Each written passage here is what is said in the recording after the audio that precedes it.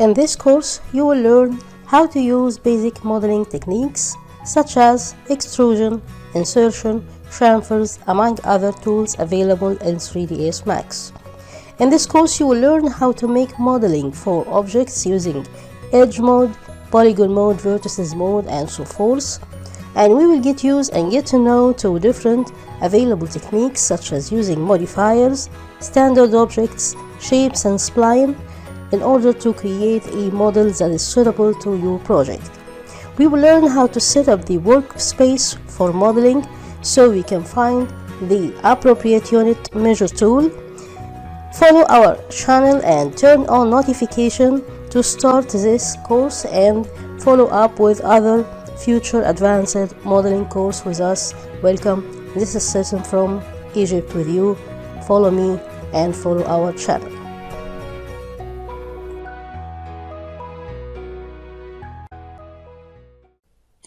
Welcome to the first lesson of modeling basic skills.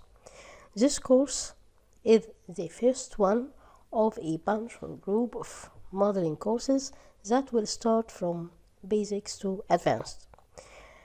You should know before you start this course that this course is dedicated to those who have limited knowledge in modeling basic skills in 3ds Max or in 3ds applications in general.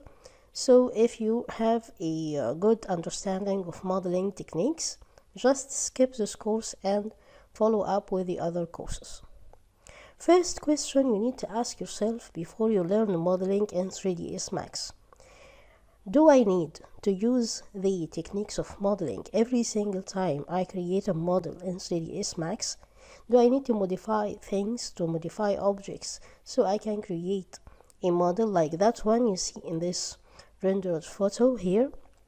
A basket of flowers, a simple one of course, but still it has these faces, it has these flowers.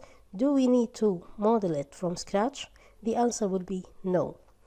If you are aware of what's available in 3ds Max assets, objects, foliage, flowers, everything, if you know different modifiers, sometimes you may not need to use detailed from scratch modeling techniques such as extrusion, insertion, and so forth. So in this lesson, we will create this model you see in this photo without really modeling anything, but we will make use of what's available in 3ds Max assets. So let's close this photo, and this is the file I used actually for rendering. Let's create a brand new one from File, New All. Of course I won't save it. Let's go to Home page, Perspective View, and from Create menu I go to Geometry. I select Standard Primitive and I will create a simple teapot. I will go here in the middle and I will start creating my teapot. Of course, the teapot comes with all other options, but because that was the last modification I did, it keeps it for the next time you create the teapot, and same for every detail in 3ds Max. So let's create a teapot just like the one you see here, and let's see what are the parameters we have that we can change in it. First, we can change the radius. Let's give it an amount of 25. Change the segments, something like 10. And here you got these parts of teapot. You got the body, you can remove it. You got the handle, the spout, and the lid. For this tutorial, I need to create a basket of flowers, so I won't need to handle, spout, or lid. That's all I need. Okay, so that's phase one of my project here. Second, I need to change it, the curvature of this pot. If it's not a teapot right now, it's just a pot. I need to change its curvature, how it looks. So I will go to Modify from the modifier list and I will pick Taper. you will find modifiers arranged based on alphabetical order. So it's easily for you to know the first letter of the modifier you need and scroll down until you find it. Let's see what parameters we have on taper modifier. We have amount, curve. We have the possibility to create some limit effect on the upper or lower sides of it. I won't change this now, you will see it in another tutorial. Let's modify the amount and curve for now. If we scroll this up and down, that's what we get. I need it to be like a basket, so I need it to be in a minus or a negative value. Let's make it negative 15. And the curvature, I need it to be a little bit curvy, so not much, just 0.1 will be fine. So that will be the shape of my basket. Next, I need to see this, if we still have the render image. I need to get these pieces here, but I'm not going to modify each single polygon. No, I need something that creates a symmetrical shape of these pieces, if you can call it pieces. So here I will use another modifier, and for your information, it's good for you to know the appropriate arrangement of modifiers if you are going to use more than one. So here I need to make the taper before I use the lattice modifier. Okay, so here at the letter L I use the lattice, and that's what you get. Let's change the color. Let's make it something dark, something like that. It's okay, so you can see. That's what you get at first. It gives you both joints and struts. If you activate one of them, none the other. And in this case, I will activate only struts because I don't need these joints. I need it to look like this shape of basket. Now you need to change the parameters of your strut. We can change the radius. Let's make it 3 for instance, and the segments I'll leave it to 1, so it can be easy for me to render this. Sides 4 is fine. If you make it some number odd, it will look weird like this. Let's make it 5. Look what we get. We get some weirdness here, if you see that. So let's make it even 4. 4 is fine. Skip material ID, and for the joint there will be similar parameters, but it's deactivated because here I picked to apply a strut only from edges. So that's my basket. I didn't do any extrusion, no selection, no polygon, no vertices. I just used what's available in 3ds Max. Okay, next step is to add flowers or plants, anything that can be available in the AEC extended. You can find the foliage system available in 3ds Max. You can find trees among other different plants, and here I can find something suitable to this. These two are fine. I can use this one, society garlic. I don't know exactly what society garlic is. You place it, right click to deselect, go to modifier or modify and change parameters like height. Let's make the height something cool like 35, and then we can push it down like that. Density, you can raise it. That affects the number of flowers. As you can see here, we change it, number of flowers change. Seeds, the more you change the seeds, I don't know exactly how that affect the plant, but it affects how it look in general for you. Here you can modify things like leaves if you want the plant without leaves, truck, and that works for trees. You won't see the effect here. Fruits if you have fruits in your tree, flowers, roots, and branches. Okay, that's it for this tutorial. Of course you can change material, but we will talk about material. Let's go to top view and adjust. Ouch, they are far distance from each other. Let's adjust it to center, just like that. Okay, let's get back to perspective, and of course we need to raise it up, just like that. Maybe it's too much long. Yeah, that's fine. That's it for this tutorial. Follow up with me for the next tutorial. In this tutorial, we will learn how to model a simple nut. We can use it for mechanical modeling or as a part of your project. So as you can see here, this is the original file we're using here, that we will create a similar one to it. Here we have 1, 2, 3, 4 internal rims for the nut, and here we can see the shape. It's beveled from here and from the bottom as well. So from the available geometry, we have two basic or standard primitives that are suitable to create this nut, the cylinder and the tube.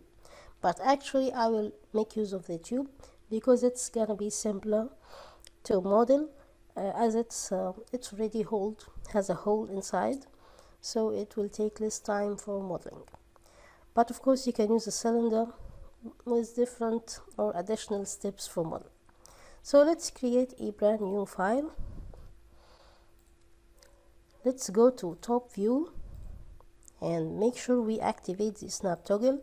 Right click the snap toggle to make sure we're snapping to grid points. Okay, so now let's grab a tube, and here in the middle let's draw a big tube. Right click to deselect it. Now from modify, let's change the parameters. I will make the outer radius something like 40. The internal radius will be 22. The height will be 15. Height segments will be 6. Cap segment I will leave it to 1, and sides will be anything divisible by 6 because we need it to have 6 sides, 6 external sides. So sides will be 24. 24 is divisible to 6. Now we create a something like a guide, so you can move these points here so they look like a angle or 6 sides angle. So from the shapes I will pick angle, and before I start drawing I will make sure sides number is 6. Okay, go to the middle and let's draw him just like that. Now let's change its radius. Let's make it something like 46. I think it's fine, 46. No, let's raise it to be 46.2. Exactly, that's it. Now let's turn off the snap toggle and right click this guide and make it freezed by pressing freeze selection, so we don't accidentally select it. Now we convert this shape into editable poly, so we start modeling it. Change selection to vertex and select these two by pressing Ctrl from your keyboard. Use the selection tool to raise them up until they touch the edge. Do the same with these two down here. Push them down until they touch the edge. Select these two, use the scale tool and scale them only on the x-axis, so we won't affect any other coordinate.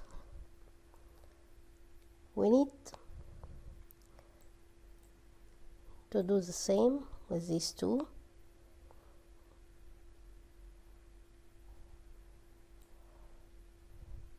And these two will be pushed up to touch the edge and then scaled on the x-axis just like that.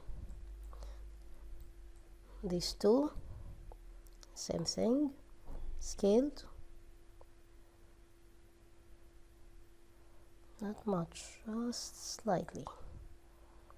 Okay, okay, same.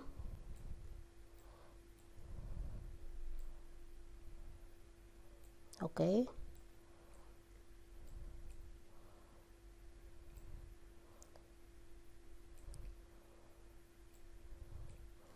these two needs first to be pushed down and then scaled only on the x-axis like that.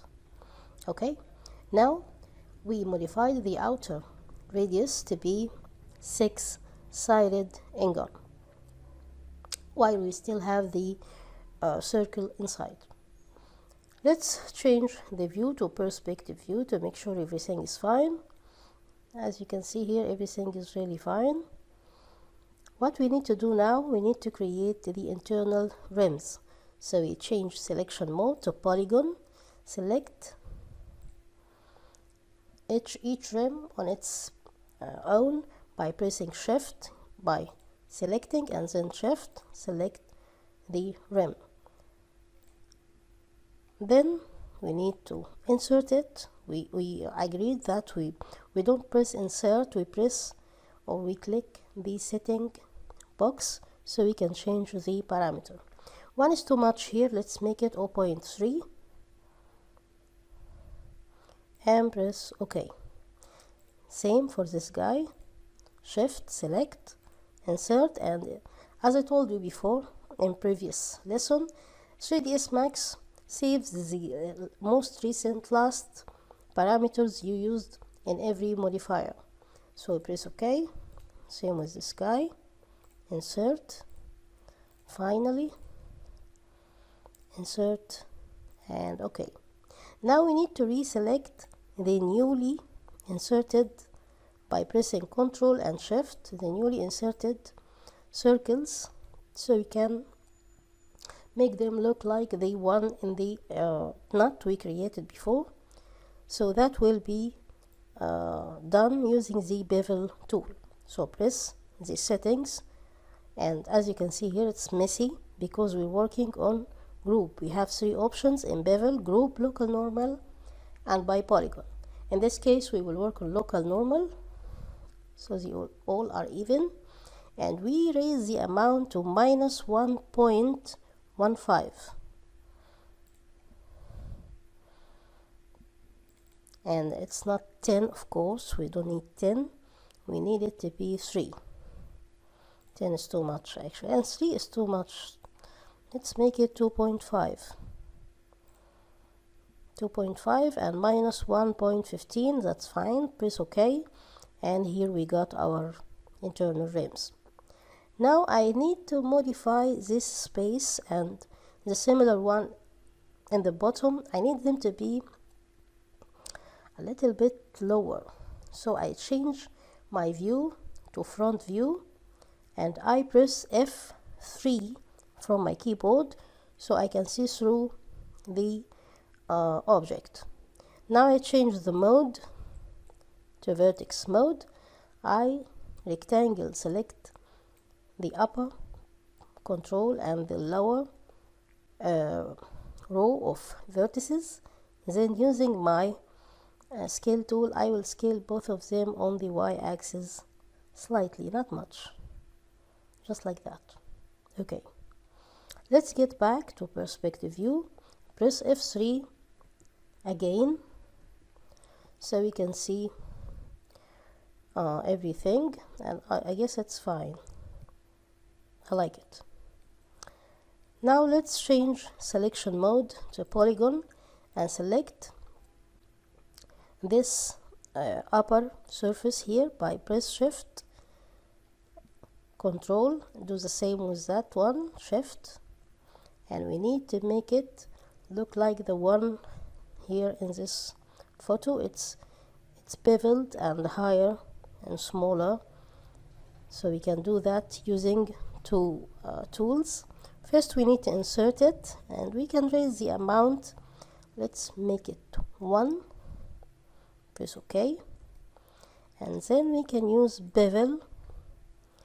Let's make the value 3.5, and let's make the beveling amount to be minus.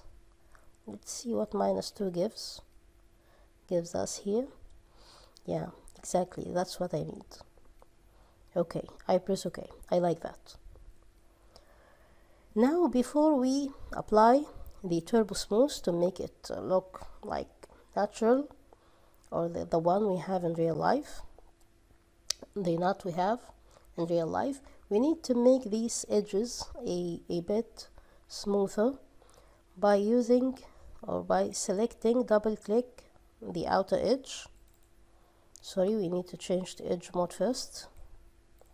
Double click that outer edge, control and double click that too. Do the same, control, double click, control, double click. Now these 4 rims need to be chamfered. Not much actually. We make it 2 steps with a value of 0.5. Press OK. Now we need to select these 6 edges and make it chamfered, maybe with larger amount. So double click, control, double click. Keep doing this until you select the main 6 corner edges. Make sure you didn't select any other thing accidentally, and go to chamfer. And I actually will make it 1 step, maybe 2. Yeah, let's make it 2 with a large amount. Let's make it 3. See what we get here.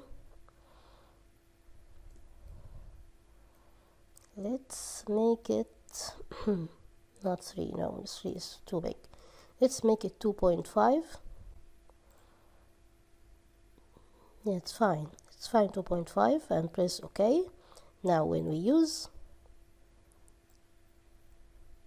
turbo smooth, and of course we need to raise the iteration, make it 3.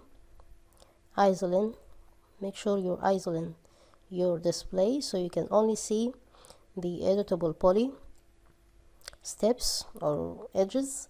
And here when you select the editable poly, you need to show end result, activate that one. So that's it for this knot. I guess it's fine, but I need to change its height on the z-axis, scale it up, not much, just like that. I like it, it's perfect, it's fine for me. Let's use a material. Here we have standard material available on the Arnold renderer. Let's assign material to selection, and that's it for this knot. Follow with me in the next tutorial. In this tutorial we will learn how to create this simple object. As you can see, this object contains faces, and they are symmetric faces, and we have these edges, these insertions. It's a simple object you can use for modeling, for some interior design if you want to have some object to use it inside your scene, or just to learn how to make good use of what's available in 3ds Max to create some object like this one. So let's get started. That's the object we have created here, and as you see here, it's all symmetric, containing these faces. So let's start from scratch by pressing File, New All. I won't save anything here. Now let's check what we have here of standard primitive objects. We can use a box. If we try to use this box, that's what we get, and then we can change the number of faces and extrude some of them, but that will take too much time and it will be exhausting for you. We need something that is suitable to the shape we already have in here. That shape, it's rounded shape, as you can see, with these faces. So maybe we can use a sphere or a geosphere. If we use a geosphere, and we can reduce the segments like that, it can give me something similar to the one we have in our tutorial, but these faces are triangle. We don't need triangles here, we need angles, so that's also not suitable. We press delete. Let's check not the standard primitives, we check the extended primitives, and let's make use of this Hydra object here. Let's create one, and that's what we get, that Hydra. So as you can see, it's made of triangles also, but Hydra is different because in the family of Hydra you have tetra, you have cube, octa, that is made up of rectangles and triangles, Dodec, icos, and star 1, star 2. We are going to use the third option, which is the Dodec icos. I don't really know what does that mean, but that's the one that is suitable to our choice. So as you can see here, we have different types of faces here. We have this angle and we have these triangles. We need to get rid of these triangles, so here in the family parameters we will raise the value of q up to 1. The value of q will be 1, so the triangles will disappear. Okay, so now let's right click, convert this to editable poly, so we can start the modeling process. Now I need to change my selection mode to polygon. Press Ctrl A from my keyboard to select all the faces or all the polygons. Now I need to make this smaller so I can make the extrusion. That will be done using the insert option here, and remember that you don't press insert, you press the settings box beside it. Same for other edit polygon options here. So press settings and change insert from group to by polygon. Raise the value, let's make it, for instance, let's make it 4, and that's too much, let's make it 3, and press OK. So now we make it smaller, we need to push it inside. Let's check the photo again. As you can see here, it's pressed inside on 2 stages. This is the greater one and this is the smaller one. Let's minimize that and let's use the extrude and make it with a negative value. Let's make it -3. I think -3 is small. Let's make it -3.5 and press OK. Now we need to make another insert, so press setting beside insert and change the value to something like 2.5, so it's smaller than the first insert. Press OK. Now let's do a bevel, not an extrude, so it gets extruded inside, and at the same time it will give you that bevel curvy look. So using bevel, change the value to 2.5, and we can change this value to something like minus 1.5. I think it's bigger than that. Let's check the photo again here. Yeah, let's make it minus 2.5 and press OK. Fine. Now we need to put this, before we do the last piece here, we need to put this inside a turbo smooth.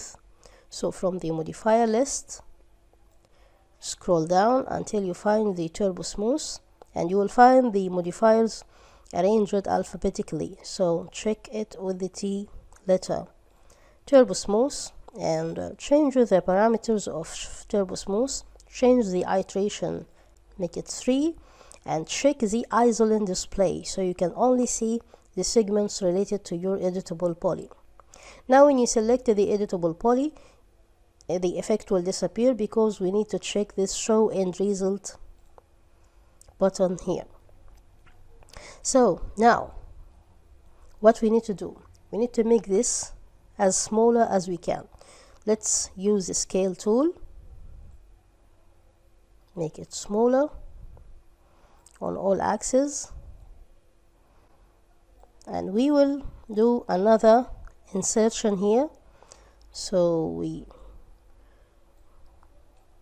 I think it's beneath here, press insert,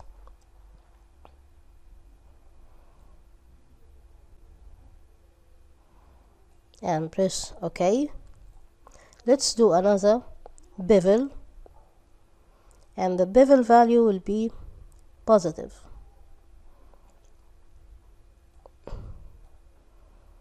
With not much actually.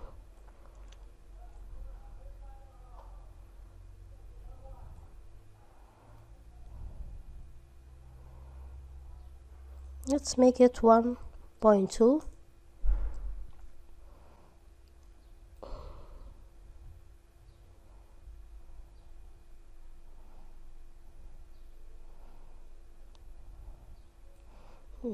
Let's try the extrude first, see what we can get.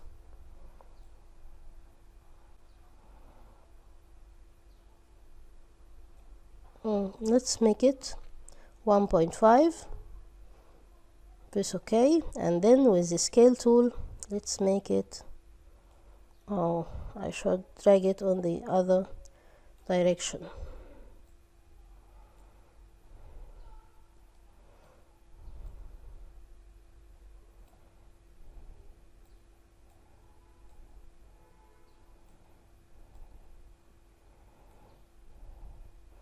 So now we need to make that button small. So while we still keep the selection, let's press grow. So we select the next segment and another grow, shrink, just these two I guess. And now let's make a universal scale down, just like that. So we get that button here. I think that's what we need. Okay, that's fine. Now we see that it's similar to the one we got here in the render, except for these edges here are more accurate. These edges here are more crispy, not very crispy actually, but a little bit crispy. How we can do this? We can use two tools, and I will try both of them with you right now. We change to edge mode and we go to modeling here, edit, and you use the swift loop tool.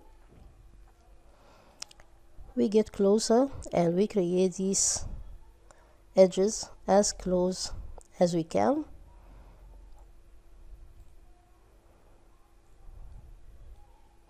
And for the insert edge, the inside edge tool, I'd like to use it here.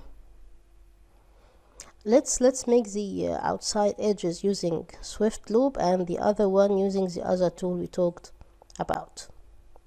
So I will pause the video until I finish all of them, and then I will come back to you.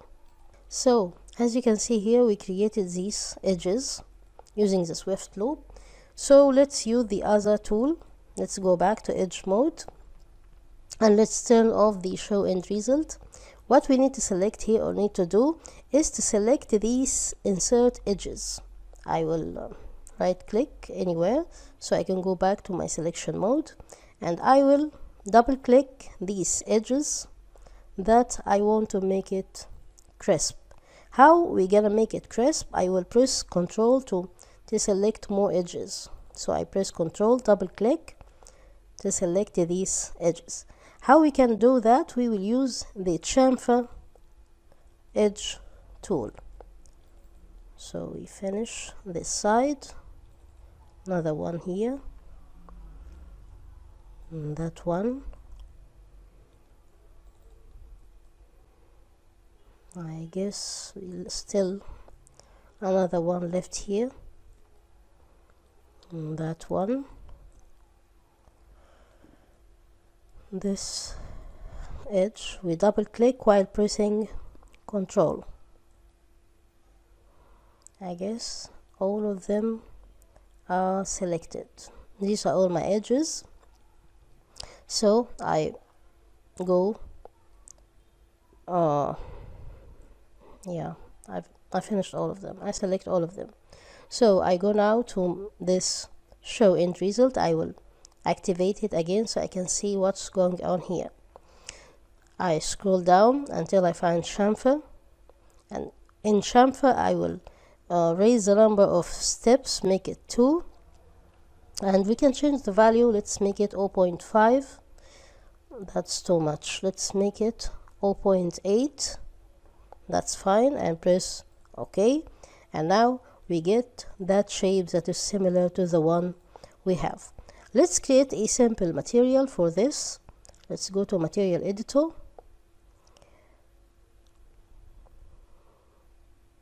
And this is the one I used for my shape. I will delete it and create a standard new one. I'm using here the Scanlan renderer. I go to diffuse color, change the ambient color to any color you like. I like that pinky purple color. Press OK, and now let's raise the specular level to something like 30, and the glossiness, make it glossy.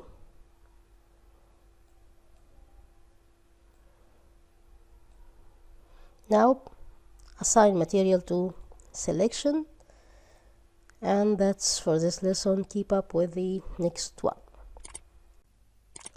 In this lesson we will learn how to model a hammer, that one you see here. So as you can see here, it's made up of 2 main elements. That one, or objects actually, that one which looks like a cylinder, and that other one that takes the shape of a cube. So let's see what we got here. That's the first shape we will model right now, and of course I made some selection to change the material. Same for the handle or the cylinder.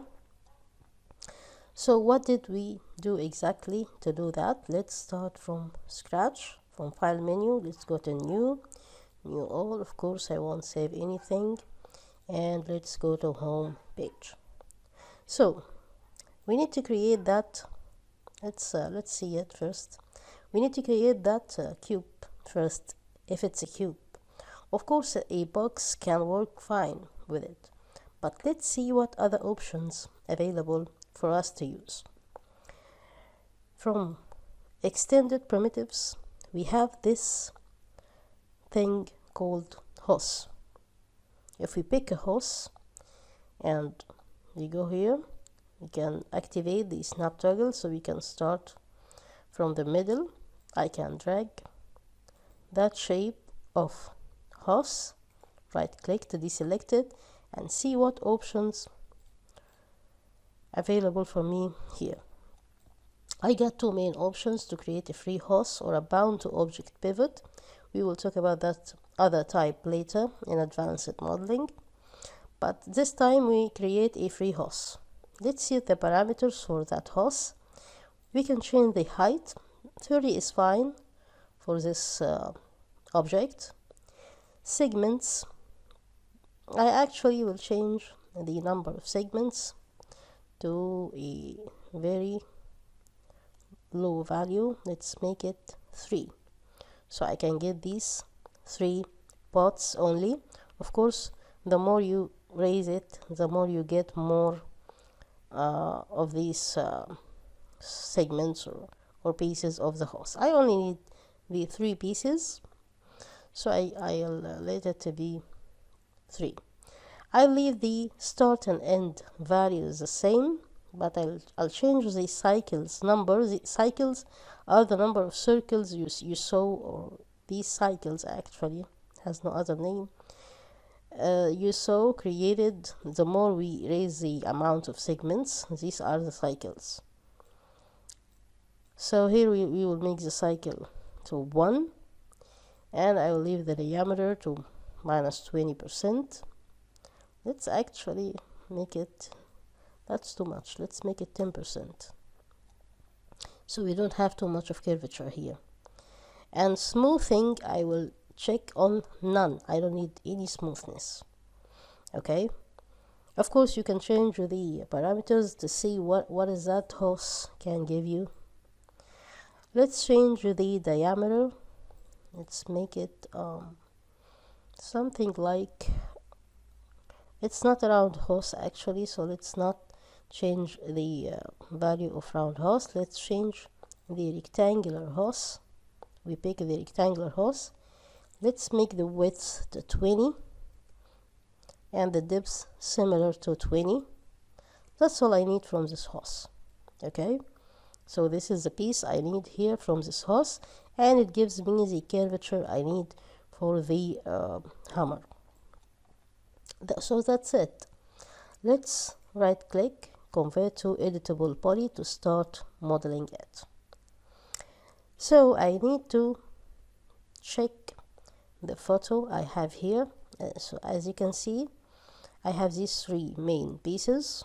I need to make this wider, and I need extra 2 spaces that looks like straight, no beveling, and these final 2 pieces here that are beveled. So simply let's change selection mode to polygon, select this piece and control select this one too, and create an extrusion. I'll close this soft selection, I don't need it. Press extrude, and the value, let's make it something like 3. Actually 3 is too much, let's make it 2.5. 2.5. Okay, press OK. Now let's create a bevel, and the value will be greater. It can be 3. I like 3. Press OK. Okay, so let's change the mode to front view so you can see it right here, and we change selection to points or vertices, and select these 2 rows in the middle to scale them on the Y axis. Not much, just to get this shape here. So now we get back to perspective view, and we get back also to polygon selection mode, so we can select this ring here, shift to select it, control shift to select that other one, and I need to make it like that one. It's only got some extrusion or bevel, actually it's a bevel, so let's bevel it. Let's do some bevel, and of course we won't work on group, we work on local normal. Let's make the value of bevel something like 1.5. That's too much, let's make it 1. and the value of beveling minus 0.7. Minus 0.7 is fine. Press OK. Then what we need to do, we need to select all the faces. Press Alt to deselect, or maybe you can change the view to front view, and we can use the rectangular selection. Press Alt to deselect this group here, these two also. Press Alt again to remove these. Oops, I need to press Control to select these ones. And let's get back to perspective. We also need to deselect that top and bottom faces here.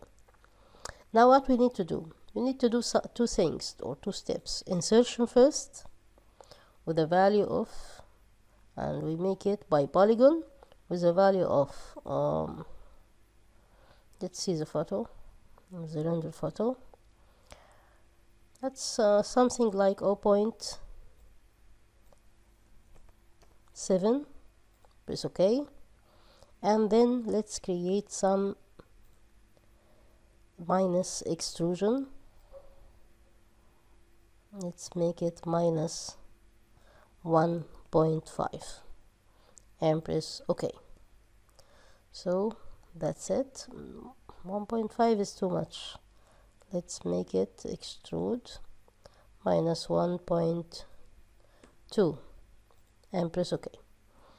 So that's it for modeling this piece of the hammer. What we need to model now, we need to select that guy, right click. Actually we need to rotate it, and before we rotate it we need to change the pivot point. So we go to hierarchy, affect pivot only, and center to object. We need it to be centered to object. Okay, we deactivate affect pivot only. Let's rotate it and activate the angle snap toggle so we can rotate it to perfectly 90 degree. Okay, fine. Let's raise it up, and I need to hide it, so right click and press hide selection.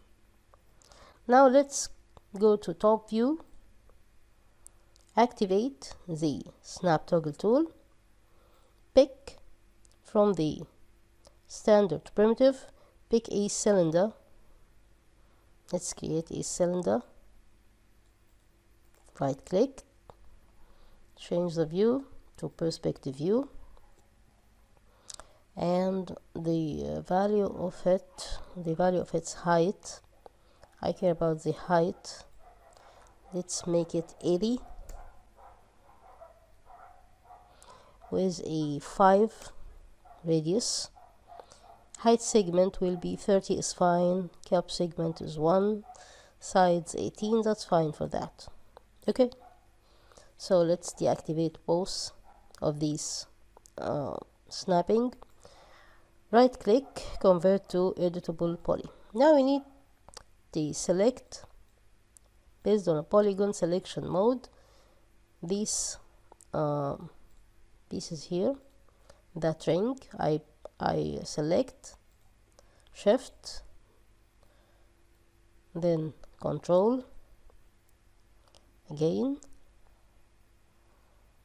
Let's check the image. I can't remember how many rings we have. Here we have 1, 2, 3. There's the one left here. Okay, so I leave that guy, press Control, Shift. I leave that one, Control, Shift. That one, Control and Shift.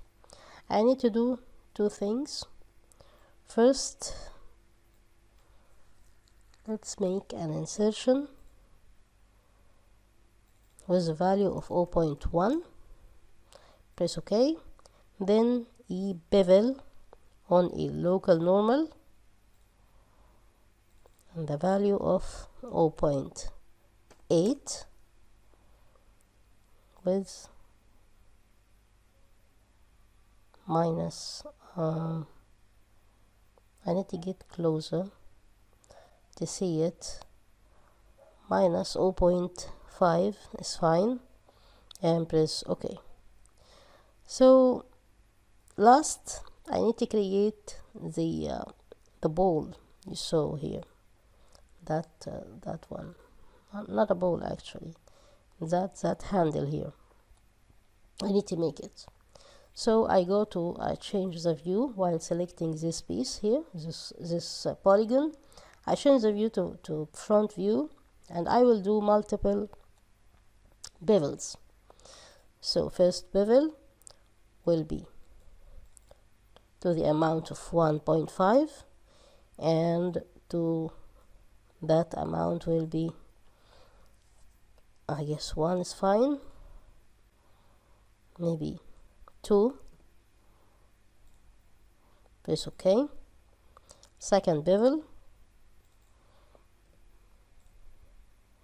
press OK. It will be 1.5 to 1 bevel. Press OK. A third one, that will be bigger, 2 to the amount of 1. Press OK. Again 2 to the amount of 0.5, and press OK. Another one which will be smaller, it will be 1, and the bevel value will be 0, and press OK. Then I will repeat these pieces again. So I press bevel, that one it will be 1.5 to the amount of 0.5 with negative value, and press OK. Again bevel, it will be 2 minus 1, and press OK. Repeat that one, make the bevel value 1.5, press OK. That one will be 1 to the amount of minus 2, maybe minus 1 because it's not long, or minus 1.2. Press OK. Another bevel with the value of 1.5. No, that's too much. Let's make it 1, and the amount of bevel minus 1.5. Press OK. I guess that will be a final bevel with minus 2, and press OK. Then let's push that guy up just like that. Okay, let's get back to perspective view. Now what we need to do, we need to change selection mode, because I don't know if this is been told to you before, but I don't like to use that tool much, which is the swift loop. Sort of disturbing to me. So I select, double click while clicking control. I selected the edges I need to make crisp, these ones.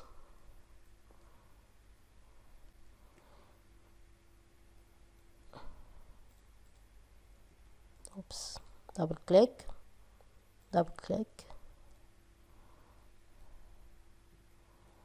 here, double click.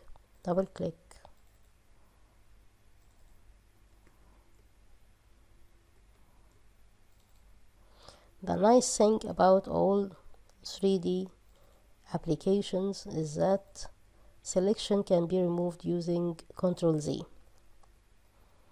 That's not available in other 2D applications. So now we select all the edges. We need to chamfer. We press on chamfer setting. We create a chamfer with the value of 0.1, and we make it 2 steps. I need first to deselect that guy here. I press Alt. Let's make sure we didn't select anything. that can create any weirdness. Okay, so again chamfer, and I will make it 2 steps, press OK. Now when I apply the turbo smooth to my object,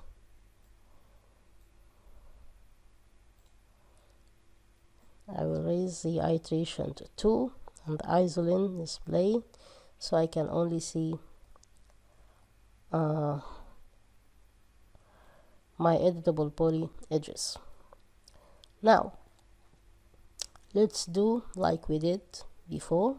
Let's first make the hammer head unhided. So right click, unhide all. Let's go to top view. Maybe front view is better in this case. So we can grab this guy up like that.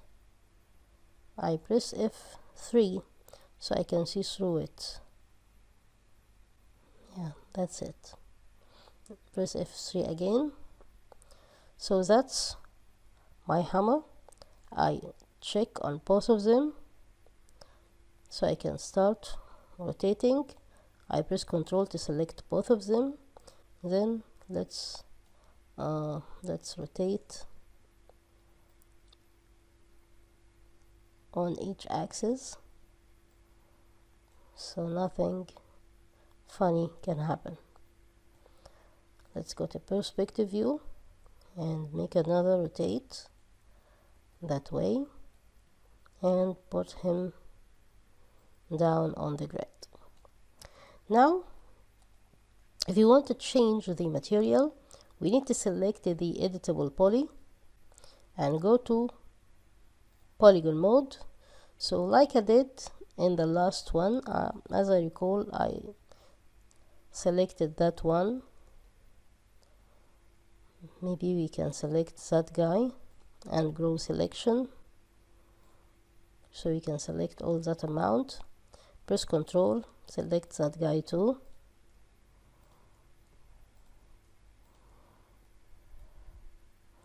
Control, select, Control Shift to select.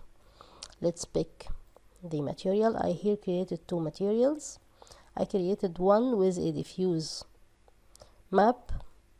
I didn't do much actually. You will have a separate course dedicated, no more than one course dedicated to material editing, but here I just created a map, a noise map for diffuse color with 3 by 3 by 3 tiling, and I changed its color to dark black and white, and I changed its type to turbulence. That will be dedicated for our selection. So here assign material to selection, and here I selected the editable poly and I pick the other material. I will tell him to assign material to selection. Same thing here. I should reverse the process. I will do the same here. I will open the material editor, assign the other material to selection, and then I will go to polygon mode, and with all of these selected, I will press Alt to deselect these pieces here.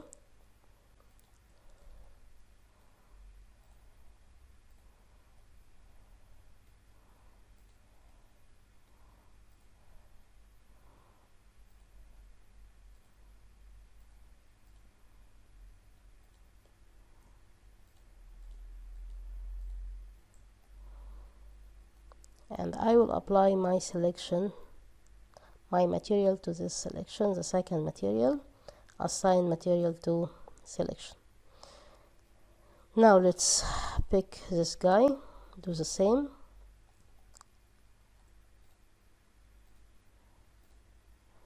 Go to editable poly, polygon mode. I guess I still have the selection.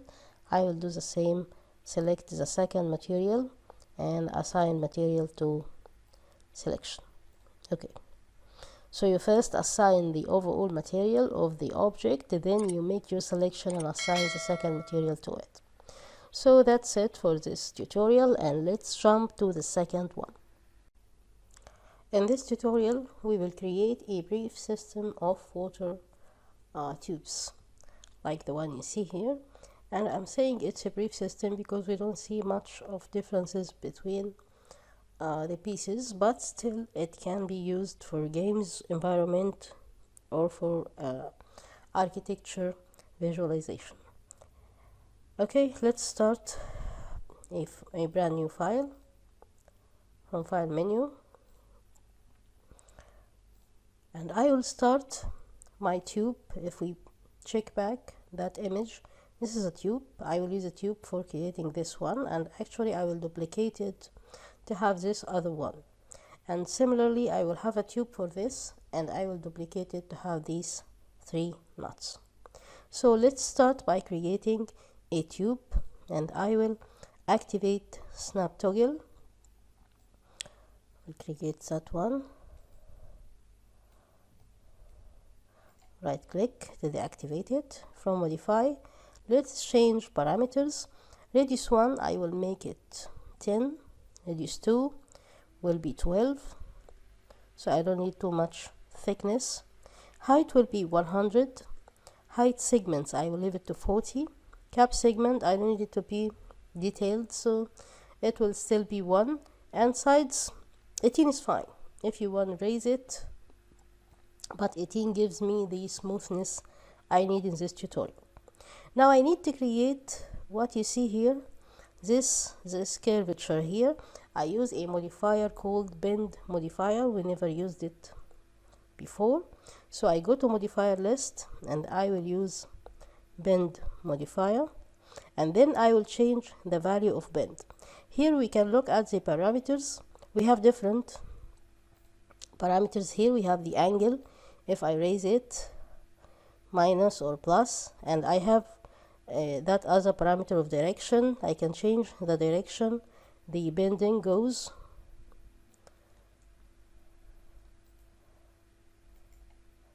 Let's set it back to 0. You can set any parameter back to 0 by right click that arrow here. And bend axis, I will keep it to Y because I need the curvature to go on the Y axis. And here we have these 2 limits if we want to limit the bending on the upper side or the lower side. So let's set the parameter. Let's set the angle to 240, and I will leave the direction as it is. I'm not going to change the direction. As you can see here, that's what I get that bending, but that's not the one I get here in this image. I bend here only in this area, so this area is not bending. Similar for this area too. That can be achieved through the limit effect. So I activate limit effect, and I will set the upper limit to 65. And of course you can go back and forth with the value of different parameters until you get the one that suits your application or the scene you're working on. I will set the lower limit to minus 22. That will work fine for me. So that's it. That's what we get. We reduced that much of amount here for this upper value, and that's for the lower value. We limited the bending from this part here. Okay, let's select this guy. Let's raise him up, and I need first to deactivate this snapping. Okay, let him rest here. Let's change to top view so we can put him right in the middle. Okay, that's fine.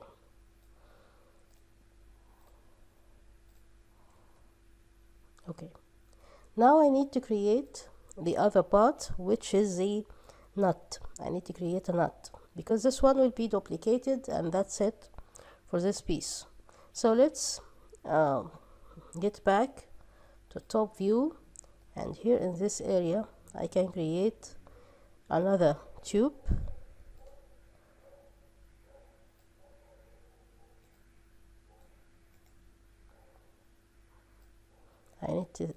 select it first, then right click. Okay, here there's something we need to learn. That tube will be fit outside this tube. That nut will be fit around or outside this tube. So the inner radius must be the same as the outer radius of this one.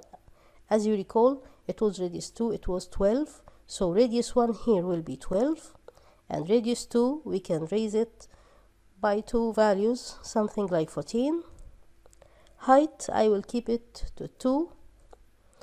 And height segments, that will be 1. I don't need that much of segments. Cap segment 1. And sides, let's make it something like 16. I always prefer to use a value for sides that is divisible by 4. So whenever I want to model the sides of it at any time, it will be easier for me to select divide by 4 and then make my selection. Okay, and I will deactivate the smooth. Before I do that, let's change to perspective view so you can see what we are doing here. As you can see here, it's smoothed. There's some smoothness. If we deactivate smooth, it will be more crisp, and that's suitable for the job this guy will do. We need actually to raise the height. Let's make it something like 4. Let's check back the image here. No, it was more than 4. Let's make it 6. Okay, 6 is fine. Then I will right click and convert to editable poly. Go selection of polygon mode, select 1 by 1 and leave 1 of the exterior polygons. So we need to make it, I press Ctrl to do multiple selection. Now I need to make 2 steps here. I always orbit around it so I can make sure I'm not selecting any other thing by mistake. I need to do 2 things here. I need first to make an extrude, and it will be by polygon. The value by polygon, the value will be something like 1. 1 is too much. Let's make it 0.7. Press OK, and then I will do another bevel with the value of 1.2.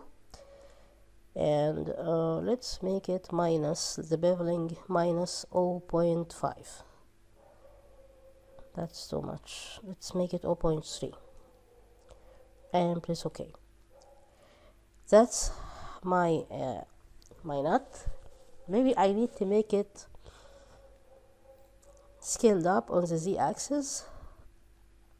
I select, of course, I change my selection mode to editable poly, to object, not to polygon, before I make the selection. Okay, that's it. That's too much. Let's push him something like that. Okay, let's now get back to top view so we can put this guy in position. I'll just grab him.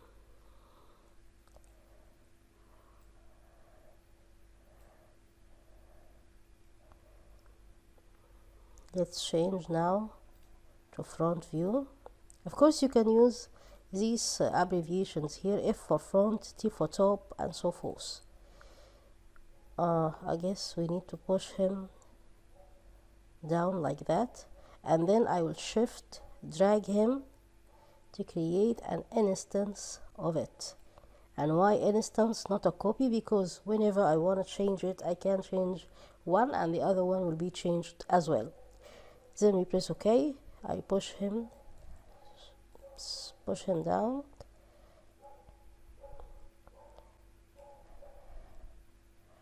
He needs to go to the left just a little bit. Okay, now this guy, I will change my selection mode to rotate, Then I will activate angle snap tool. I will rotate him only on the y-axis by 180 degree.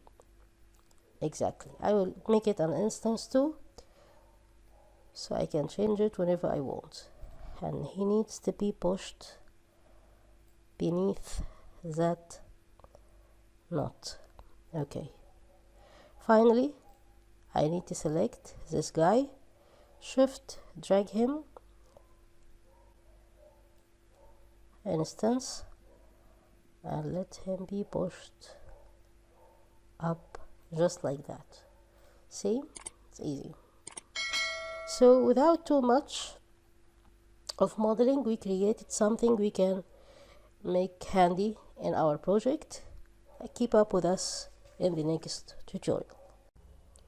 In this tutorial, we will use both spline modeling and polygon modeling to create this piece of machine or architecture, whatever you can use it for. We will create this piece and then duplicate it or make a symmetry for it using spline modeling. Then we will continue using polygon modeling. So let's get started by creating a new file. And every time you decide to use spline modeling, you need to change your view to front view so nothing can be messy. Make sure to activate the snap toggle tool and right click to make sure it's a grid point snapping.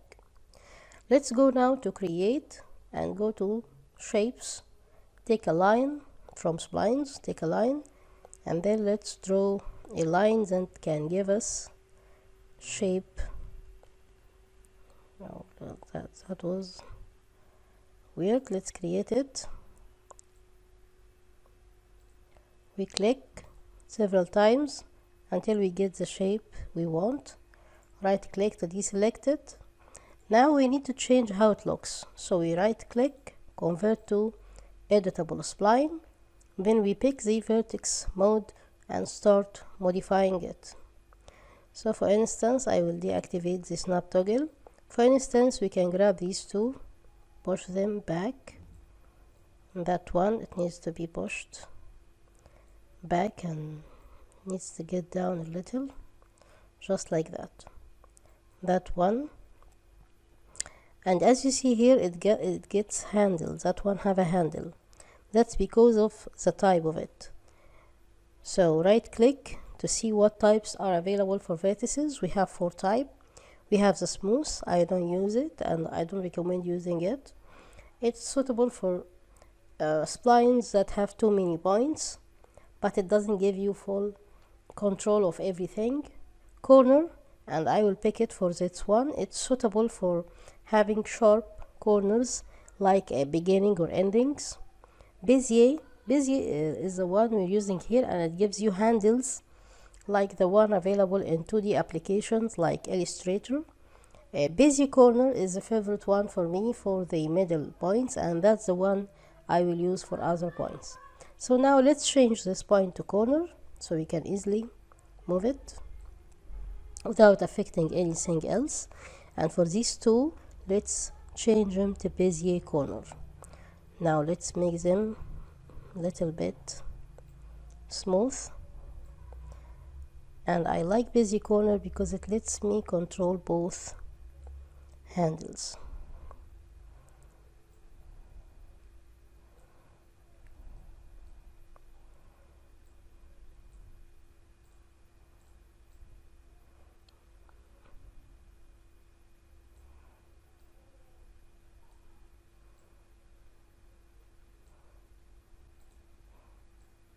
Let's do slight modifications just like that.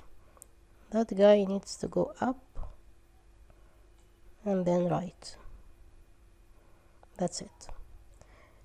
Now to create a geometry using splines, we need something called loft, but we need 2 splines to create it.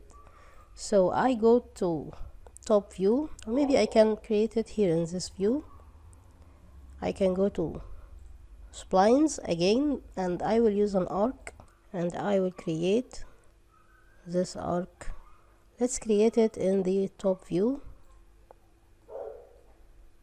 so we can have better see it.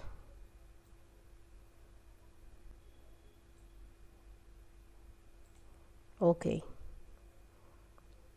so now let's get back, or let's modify it first, then we get back. Right click, convert to editable spline, go to vertex mode,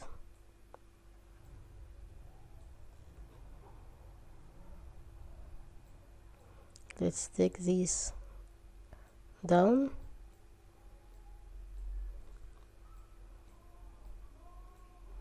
and these two change to view, and let's push every one of them to that direction.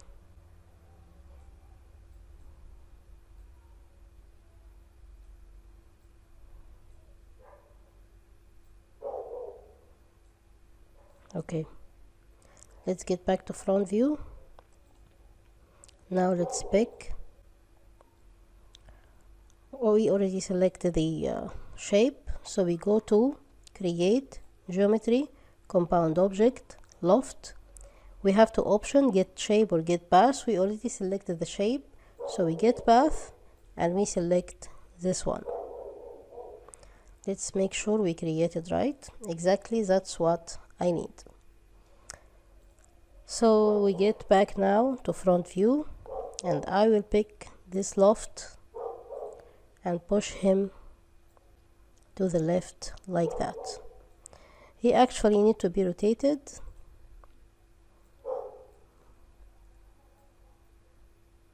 Not much, maybe like that, and let's push him up.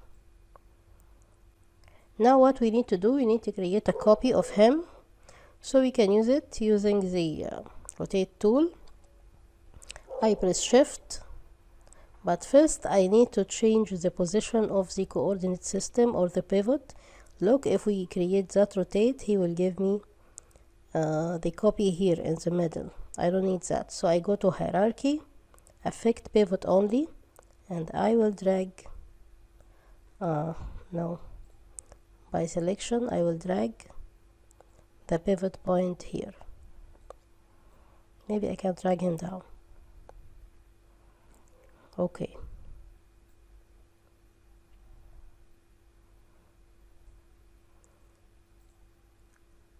now let's push that guy to the right and change it to rotate while keeping the angle snap toggle activated.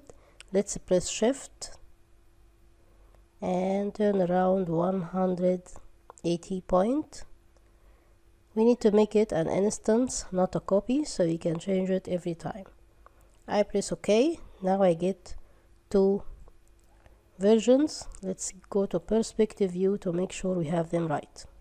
I like both of them, they look fine for me. Get back to front view, and as you can see here, we have black faces because we only have one face. We don't have it like a box, so we need to make it thick or have another face, so when we render that we don't see black faces or nothing.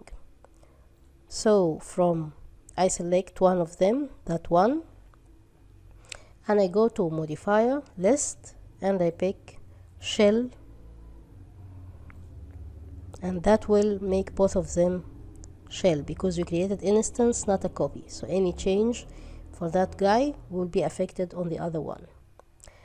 Another thing you need to know about loft, here in loft, and it keeps my last parameters. In the skin parameter, the number of steps the shape gives you can be changed for both shape and path. If we raise that up, that's what we get, but I don't need that for this shape, and same for path. I don't need both of them, so I right click so I can make each of them 0, and I get back to the front view. Fine. Now we need to make these two pieces one piece. So I right click on that one, convert to editable poly, and same will be for that guy, convert to editable poly. Now while I'm selecting this, I go here and I tell him to attach and pick this one. Now both of them are one object, so I can make any changes to both of them together. Okay, next stage is to connect both of them with a bridge here in the middle. So I change my mode to edge mode and I get a bit closer. I select that edge and then ring, control select that edge and ring, and let's work on view, not local, and let's create connect. Let's press connect and make two connects for both of them so I can make my bridge. I can raise the spacing or reduce it between them. Of course I want to reduce it like I'm doing right now, and of course we can raise them up with that handle. We need them to be right about here, and press OK. Now let's change selection mode to polygon mode, and I will select,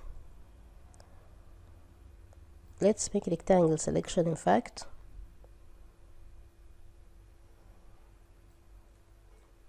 these two needs to be connected, but to create a bridge we don't need the whole piece or the whole ring. We just need the facing two polygons. So I need to select that guy and that other guy. Now I press bridge, and we always choose the setting rectangle so we can change it as we can. I like to work on modeling on front view because it makes easier for me to see angles if they are correct or not. Now for the bridge parameters, we need to make it 3 steps so we can create the other piece we will create here in the middle, and I will press OK. Now if I want to make extrusion here, see we have these non-diagonal angles. We need to make them diagonal, so we change the mode to vertex mode and we select this guy. We go to scale, and on the x-axis I'll scale as much as I can to make them straight. Same for this guy, and then I select both of them, and on the x-axis I'll make them as close to each other as possible. Okay, that's fine for now. What else we need to do? We need to select on the polygon mode this guy and that other guy and do 2 things for both of them. We need to make insert first, so let's insert them with 0.5 value,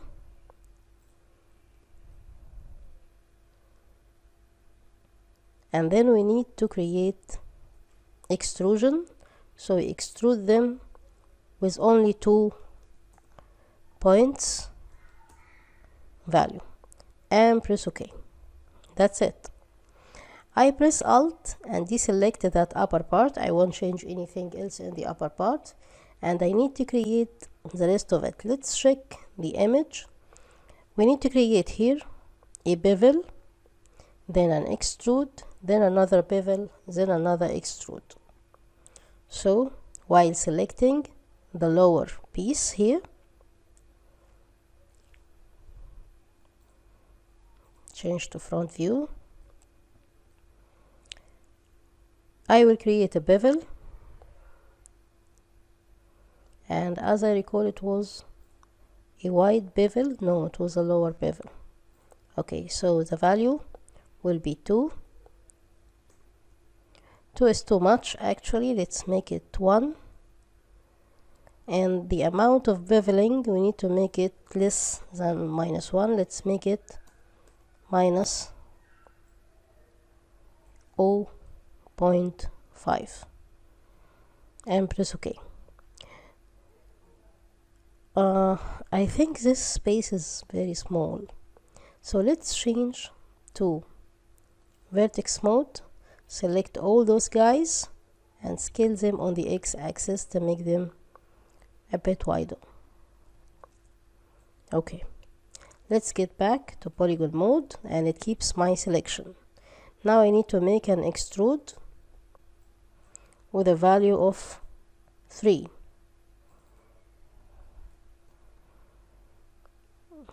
Let's see the photo. The value of 3, then another bevel. Let's make it 2.5. 3 is too much. And press OK. Now we need to create another bevel, but with a positive value. Let's make it 1.5. And the value of bevel, let's make it as well 1.5. And press OK. Now another extrusion, and that will look like a rectangle. So if we use 7 for instance, no, 7 is too much, let's make it 6 and press OK. That's it. Let's now do something else. Let's create an insertion on the 4 corners. So we select the 4 polygons, these 4 polygons, and let's do an insert with the value. Let's make it by polygon and with the value of 1, so we can create the hole and press OK. Now I need to deselect the 1 in the middle. Sorry, I press Alt and deselect these 1 in the middles, 2 faces. Now for these 2 remaining, I will press delete to get rid of them. Then I will go to border mode, that mode, we use it rarely. I select that border, Control select that other border, and simply I will bridge them. Of course I will reduce these steps to 1, I don't need too much steps here, and press OK. What's left here for me? I get back to my polygon mode, I select this guy along with this guy, and I will do 2 steps. First, insert with 0.5, press OK, then bevel with a negative value of minus 0.5, and the value will be minus 0.5, and press OK. So that's what we get at the end of the day. For the model we created here, we have these extrusion. We can create them simply by going to polygon mode, edge mode, and I will select, let's go to front view. I always like front view when modeling. I create these loops. I select one edge here and select ring, control that one too, ring. Let's make them 2 by 2. Okay, let's connect these 2, make 2 connections, and let's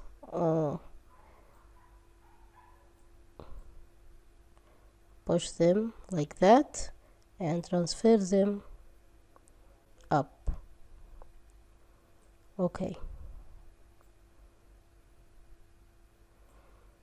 press OK. Let's go down, do the same, select one edge, then ring, control select that edge, ring. Let's do another connect. Let's decrease the value between them and push them up. Press OK. Now let's control and select polygon, so we can keep our selection, but that will select other polygons with us. Using Alt and select rectangular selection, we can remove the ones we don't want. Let's select these 2 with them, and we press Shift to select the whole ring. I selected that guy, Shift to select the whole ring. Now we need to do a bevel, not an extrusion. We do a bevel with the value of 1 and a value of plus, not minus 2, so we just remove that minus. And we make sure we're working on local normal.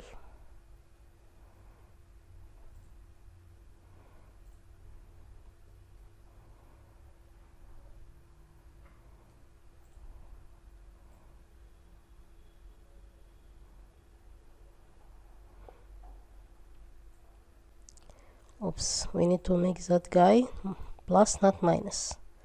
So it goes out, and this guy to be minus 0.5. So it can get smaller. Maybe minus 0.5 is too much. Let's make it minus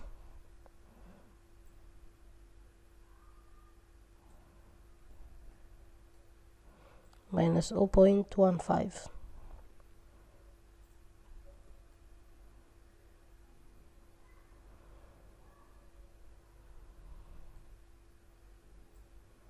Maybe minus 0.2. We keep changing until we get the results we would like to see. Actually, we missed those edges. So press cancel, and then we shift select that whole ring. We do a bevel again, and it keeps the last parameters. So let's see it in perspective view. I think it's fine. And press, maybe 1 is too much. Let's make it 0.7 and see what we get. You keep changing until you get the results you want. Make it 0.6, and that's suitable. Let's press OK. So now we finished the modeling. We need to create these two rings to be dropped here, and we need to make this longer. We need to make the editable poly quite a bit longer, or maybe we can drag those guys up, but the easiest way is to drag these down. Let's go to front view,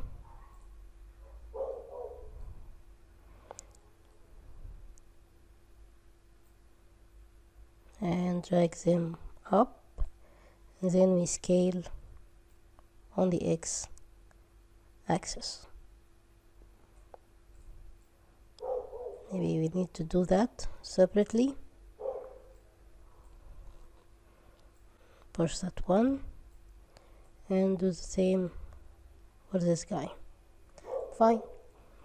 Now from the create geometry, I go back to standard primitive, and I pick a torus, and that's the one I need. I don't need him to be big. So let's change the parameter. Let's make him radius 1, let's make him 4. Radius 2, let's make him 0.5. And I keep the segments to 30 because I won't add any turbo smooth to it. Let's just drop him here. We need to raise it from 4, make it 4.5, so it won't touch. Okay, change the view to top view to make sure he takes the position. As you can see here, he needs to go that way in the middle. Go back to front view and shift to drag another one, and that one will be a copy, not an instance. Radius will be 3, and radius 2 will be 0.3.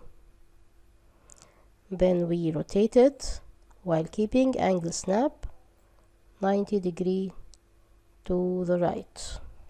Okay, that's fine.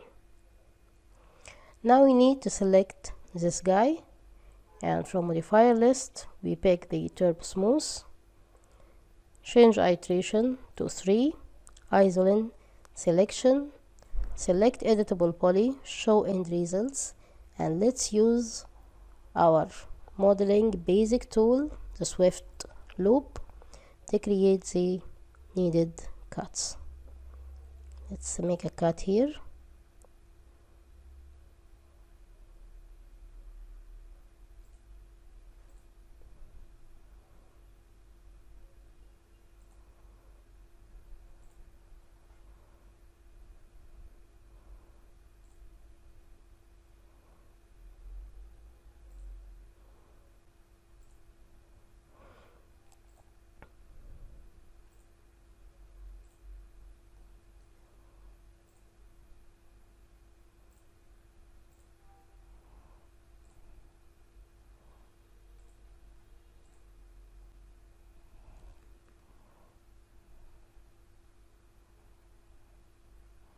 I need another one, and here we need 2 rectangles, one here in the outside and another one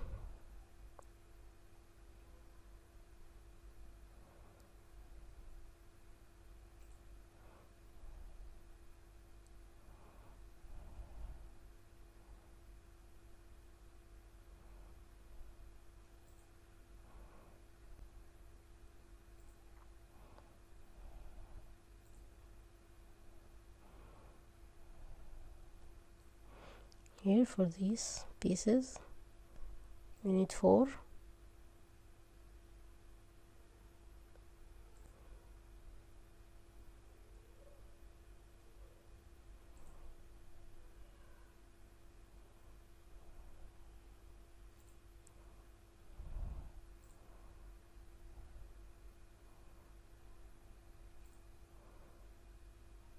Sometimes I do chamfers as I can to avoid using this lovely tool. Some people like it, actually I don't.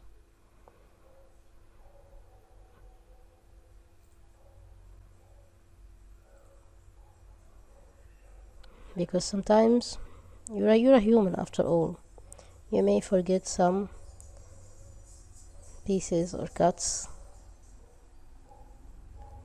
We need to go back, create cuts here.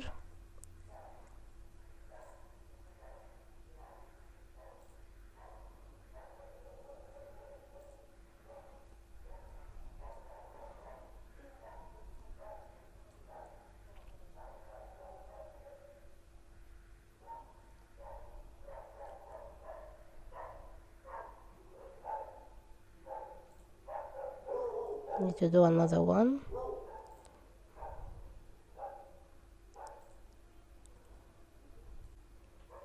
And I guess we're done. Still we need to create that and that. We have these edges, that one. Let's go to perspective view to see what we have. Yeah, I forgot that one.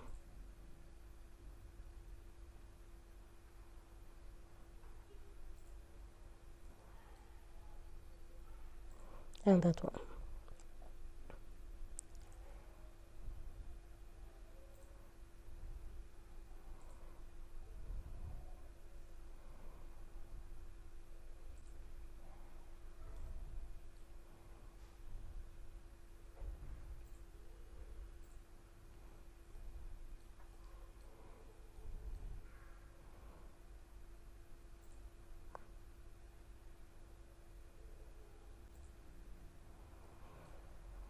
We finished these two, so that's it.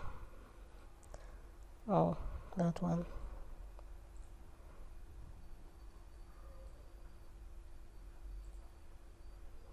I'll stop saying that's it. Okay, I'm done now. So We used in this tutorial spline modeling, and we combined it with polygon modeling to get that shape. Try practicing other shapes and continue with us in the next tutorial.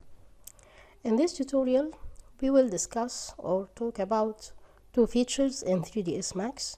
We won't do much of the modeling, but we will use these tools as modeling tools. So as you can see here, we got that word called logo, whatever you want to write. I created that using the text tool, and then I engraved it inside this bar using Boolean tool.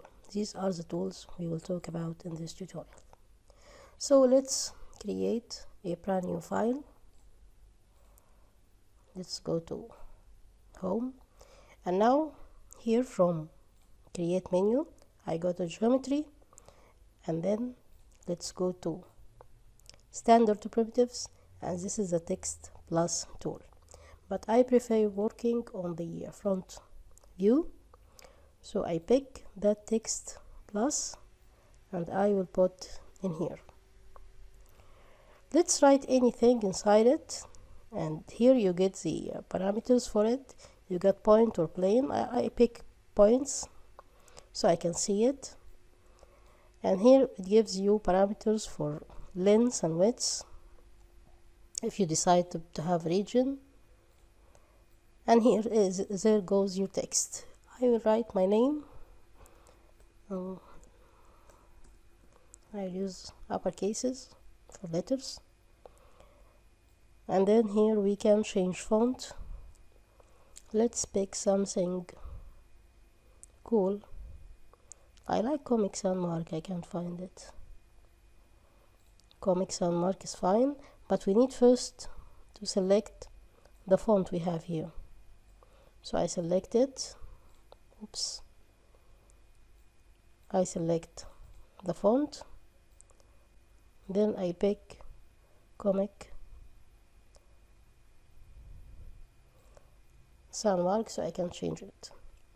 I pick bold to make it bold, and then here we can change the size, we can make it big, and we can change tracking, we can change H value, scale value for vertical, and H for horizontal.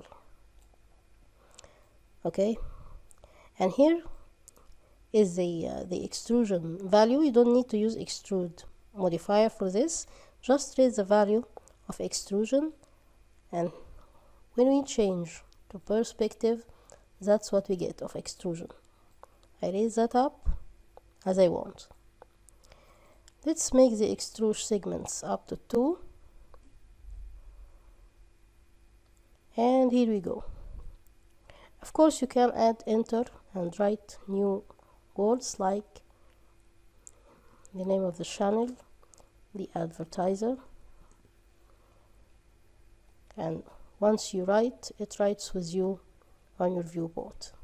But I need only one word to create my Boolean, so I don't have too much of details.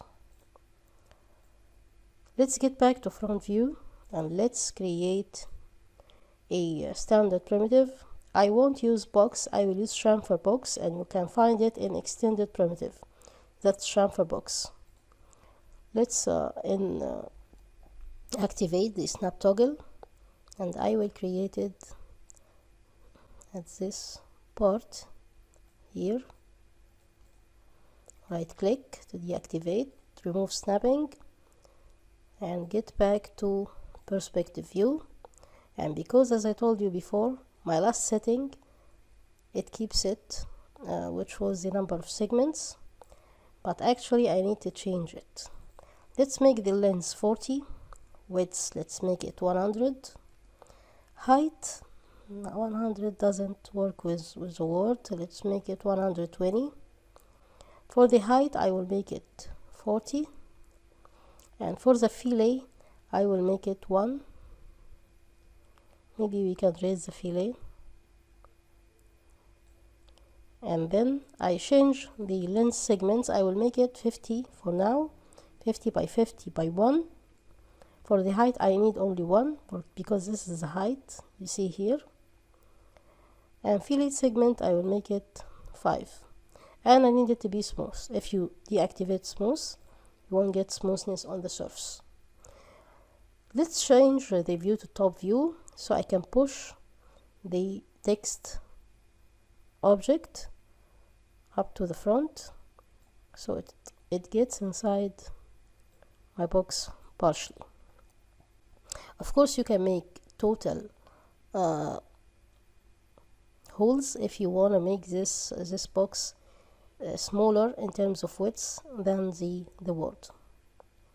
Get back to perspective view so we can start the boolean. Press F3 so I can see, and F4 so I can see segments.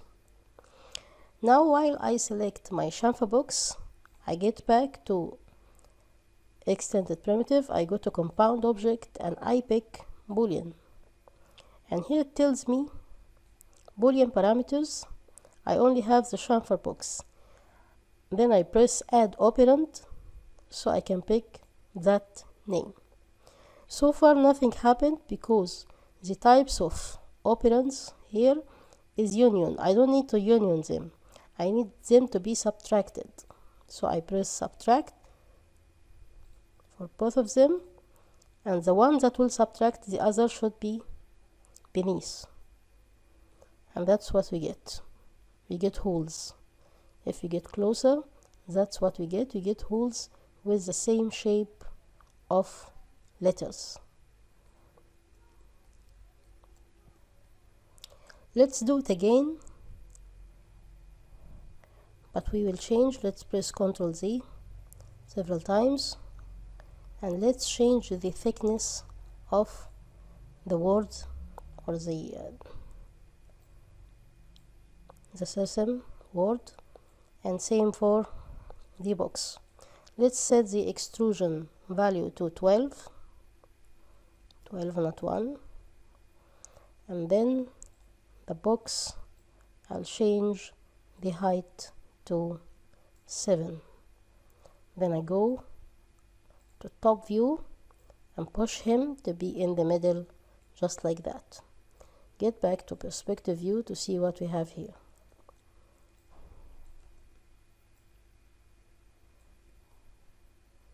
Okay, it penetrates it. Now let's select system again, go to compound objects and create another boolean and add operand. I add this box and change both type to subtract. And as you see here, the lower one is the chamfer box. I need to drag him up and then change the text to subtract.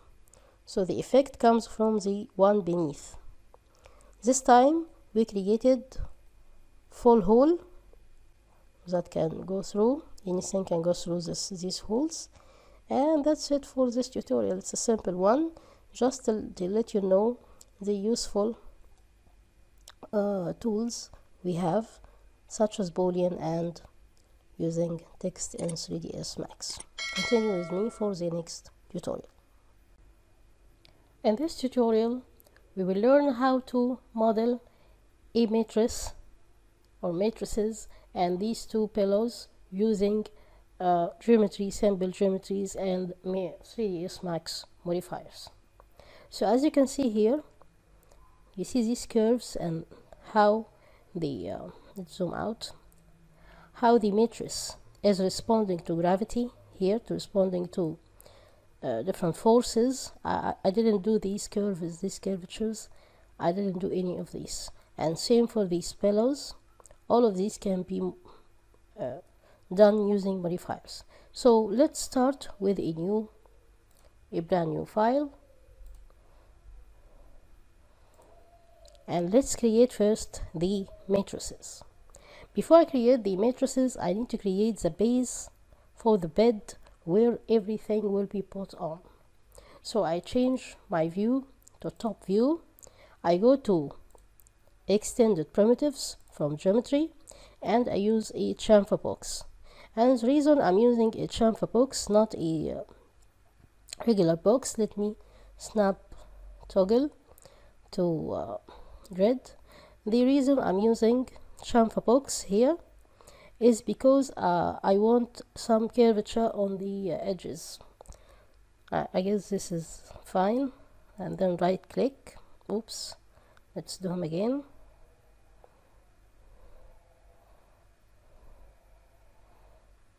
I believe this is fine. Then right click. Now let's change the parameters. Let's make the length 120, width 100 is fine. Let's make it 90. Height will be something like 30, and the fillet value, let's make it 0.5, maybe 1 is good. I don't need to make any changes for segments. I don't need more segments than the ones here, because this is only the base for the matrices. Now I would like to create the matrices. I will make it larger than this one. So if the length is 120, I make it 130. If the width is 90, I will make it something like 100. So I go back again to top view. I keep the snap toggle tool active. Go to geometry, standard primitive, pick a plane, and let's draw him just like that. Right click to deselect, and let's change or modify these 100. Let's make it 140 for the length, and for the width, or maybe more, let's make it 150, so I can get this extra value here. For the width, let's make it 120, and for the segments we will raise it as much as we can. So that's based on your device capacity. How far can you deal with 3ds Max, higher details 3ds Max file. I will make it 180 for length segments, and same for width segments. Go back to perspective view and drag this guy up. No, this plane. Let's drag him, remove this snap toggle and drag him up so he can be dropped down. Now, before we add the modifier, which is mcloth modifier, we need to right click here and make this these tools show up. How can we do this? We right click anywhere, something like here. Wait a minute, I need somewhere empty. Okay, and from here, Mass FX toolbar. This is a toolbar, we need it to be shown, and the tools inside it, we need them to add this feature. So now we select this guy, and then we press on the t-shirt tool, or the mcloth tool. I won't change any of the parameters. I will keep them all the same. But then I need to make this body here, rigid body, so it can be static, or it can act like gravity when it touches the plane, when it drops down. So I select this box, and from this drop down menu I pick the third option, which is set selected as a static rigid body. Okay, we won't worry now about these vertices. We will solve this in another tutorial. But now let's go back to the plane, and I will press on this button here, which is the play button, or the live drag. They will give you the same results, so it can start to simulate. We will wait until it drops down, and of course it takes time based on how far you segmented your sheet. So as you can see here, it drops down and turns into a sheet by the effect of gravity and other forces. Okay, I'm okay with this result, so I press on this button to stop the simulation. So I like it. This is my sheet. I like the curves in it. I like how relaxing it looks like. So now I right click. Oops, I have to do it again.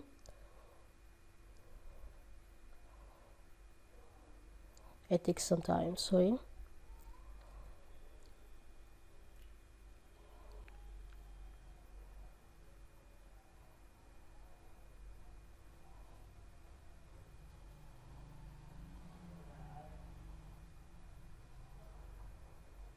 Okay.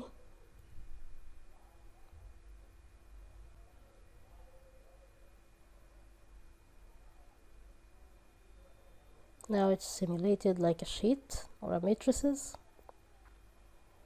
I press this button.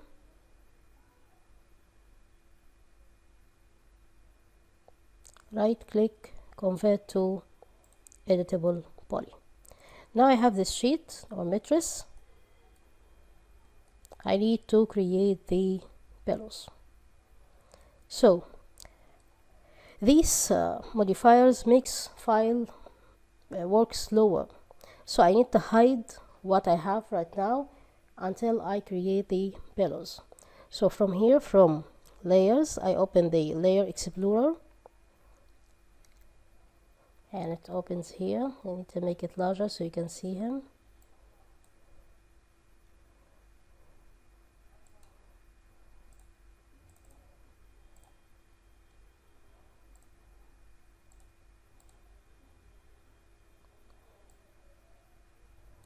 Okay, so this is the layers explorer, and as you can see, this is the default layer. We have the chamfer box, which is the bed, and the plane.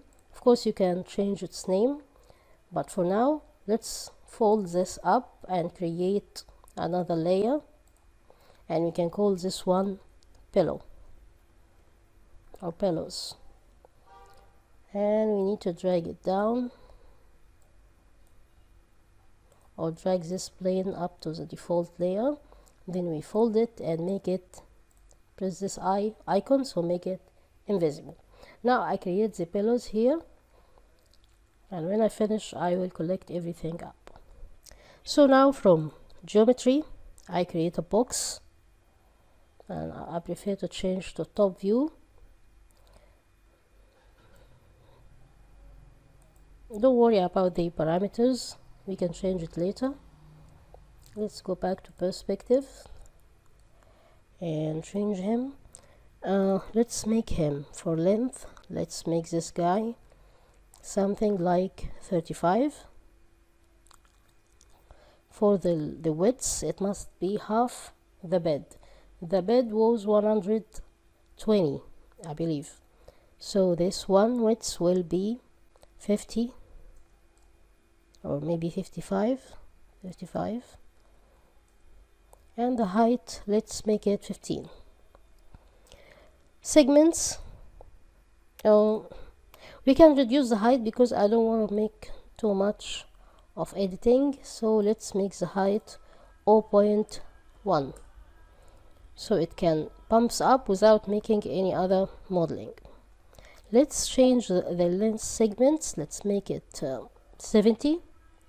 Width, let's make it 72, and nothing for height. Now from modifier list, let's open it and let's pick the cloth modifier. Okay, now let's drop it, go down, so we can change the gravity value. Right click on it to make it 0, so it don't drop down. We don't want it to move. And go up again, go to object properties, select the box, choose cloth, and here you can find the types of cloth. We pick cotton and we change the value of pressure. This is the only value, we'll change it for now. Let's make the value of pressure something like 15 or maybe 12. Then press OK and press simulate local. As you can see, it starts to go up like a pillow, and we will leave it until it looks like a pillow. You can skip these few seconds of the video. until the end of it, until we finish this process. I can pause it. Now I have the pillow. I can go back to layer view and make that as a layer visible. So I got both layers. Let's go to top view and drag this guy up. Drag him, push him here like this. And he needs to be smaller a bit. And I can rotate him. Maybe I can copy him first and then rotate him. Shift.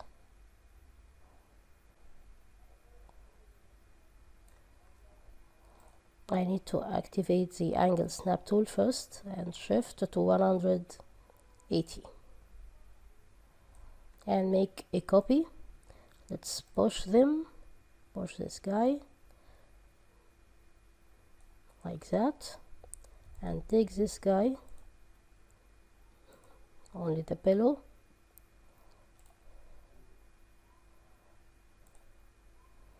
and let's make him rotated just to make some change with the scene. Push him away, same for this. And as you can see, it didn't copy the parameters, so I need first to create it, to convert it to editable poly before I copy it. So I will delete this guy and right click, convert to editable poly, and then we shift rotate him,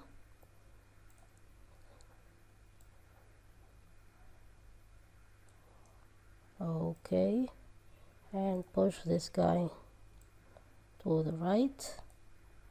Now I need to go to front view, select both below using Ctrl and push them on the bed, make them side by side.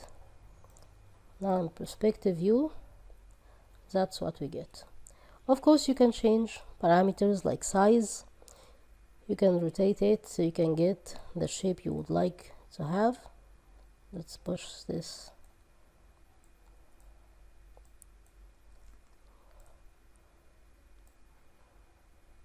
And you can try to check other parameters in the cloth type. You can change it to something like satin, like silk, or any cashmere. You'll find too many parameters available. So that's it for this tutorial, and let's go to another tutorial. In this tutorial we will learn how to model a desk with drawers like the one you see here in the render file. We will use or make use of several modeling techniques. We will use modifiers, we use spline modeling, geometry modeling, and so forth. So let's get started. This is a model. We will create a similar one to him. As you can see, this is a 3 drawers simple desk, not much. So let's create a brand new file to get started. When we would like to model something rectangular or something with symmetric shape, it's better to start working in the top view. And before we go to top view, we need first to make use of one of the features in 3ds Max that will help make life easier. So we press F12 from the keyboard to open the transform type in tool. That can help me while in the top view I can modify the parameters, coordinates of the object I will create. So I go to top view from here, and of course I will activate the snap toggle, but first I will make sure I'm snapping to grid point. Let's activate it. Now from create geometry, and this time I will go to extended primitives to create a chamfer box instead of doing the chamfer afterwards. Let's create it since the beginning. So here will go my chamfer box. Try to make it symmetric as much as I can. Right click, go to modify. Let's make the length 130, it's fine. The width, let's make it something like 100, and the height I will make it 3.5. The fillet 4.42 is too much. I will make it 0.5 with fillet segments only 2. Now I need this box to go up 90 points. Okay, 90 points will be the length of the legs I will create on this side.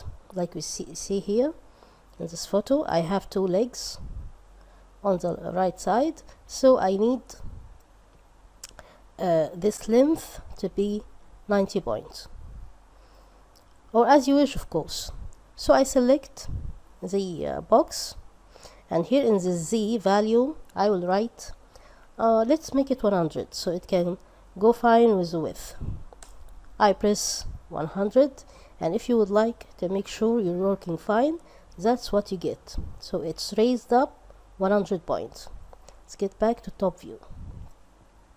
Now I need to create 2 cylinders on the side, a big one and a small one, and then I will reflect them on the other hand. So first I will press F3 from my keyboard so I can see through this chamfer box. Okay, now we can see through it. Let's go to create, and I will create a chamfer cylinder. It will be right here. I will keep my snapping toggle activated, and that's my cylinder. I guess this amount is fine for a leg. Let's make the radius something like 5. The height will be 100. We specified this, if you remember, when we raised the box up. For the fillet, I will make it 0.5. Maybe that's too much. Let's make it 0.3. And segments, for segments, height segments, I'll keep it 1. Fillet segment, let's keep it 2. Sides, anything divisible by 4, so 20 is fine for me. Okay, that's it for this guy. I need to create another one inside it. So again, I go to chamfer box or chamfer cylinder from extended primitive, and I keep my snap toggle activated, and here I will draw this guy. Oops, need to create it again. Right click, then let's specify the parameters. Let's make the radius 3.5. The height I will make it 2, and the fillet value will be smaller than the last one. So for this guy it was 0.3, so for this one let's make it 0.1, not much. Height segment 1, fillet segment 2, it's okay, and sides it's 20. I'm okay with 20. So now I would like to see how this looks like in perspective view. That's what we get. So now I need to push this to make a base for the leg. So I go to my Z value and make -2 so it can be pushed down. So if you go to right view, that's what we get. This is the leg, and this is the base for the leg. I guess these cylinders, these 2 cylinders, let's deactivate the snap toggle, they need to be smaller, like more than this. So let's make the radius of the larger one, let's make it 3.5, and the smaller one, let's get closer, this guy, let's make him 2.5. Okay, now let's get back to top view so I can create a copy at the exact place right here. How can we do this? We select both of them and we change this axis location. So I go to hierarchy, affect pivot only, and I want it to be aligned to this box, so it comes in here in the middle. So when reflected, it's reflected here. So I go to align and I pick this guy. So it asks me with which position. I want it to be in the X position and not at the minimum. The minimum gives you this side, the maximum gives you this side. No, let's make it to the center. So current object center, target object center, and press OK. I'll deactivate affect pivot only. Now I will not shift drag it, but I will use this lovely tool here called mirror, and I don't want it to be different, or maybe if I would like to change this guy, I want this guy to be the same, so it will not be a copy, it will be instance, and I will press OK. Now if we go back to perspective view, that's what we get. Press F3 to see everything. Okay, so let's get back to the rendered image. We have here this piece, we need to create it. So I change the view to right view, and I will create this piece right here. But this time I will not use the geometry, I will use the spline or shapes. I'm gonna use a rectangle. So let's make this rectangle. Let's activate the snap toggle so it can be snapped. And of course we can change the point later. Okay, this guy looks fine for me. I need to deactivate snap and then push him just like that, and we need to make him larger. So right click, convert to editable spline, change the mode to vertices, select these two vertices, they are 4 actually, and take them to the right. Maybe these two need to be taken to the right as well. It's fine. Okay, so now change your selection to spline, select everything, and let's scroll down. That's why I dragged it to the right. I dragged this tab to the right, this panel, so I can see everything, and use insert tool, change the value to 3. Okay, so now we created 2 splines. Let's select both of them and let's go to modifier list, and we will extrude them. We will use the extrude modifier. That's it, that guy. In the amount, you specify how far it will go outwards. So if we remember, this box width is 100. I want the same thing for this extrude, so the amount will be 100 as well. So when we change the view to perspective view, that's what we get. But of course it's not aligned, so I need to pick this guy, go to align, I need to align him to this, and it goes to center on the X position. Press OK. So everything works fine. I need to get back to the right view to create these pieces of the drawers. I will create them using also the shapes splines, and I will use the line tool. I need to get closer to be able to draw it. Okay, maybe I activate the snap toggle, and let's draw. I need 3 drawers, and the first one will be the largest one. So here I can start like this. Oops. We can fix this later.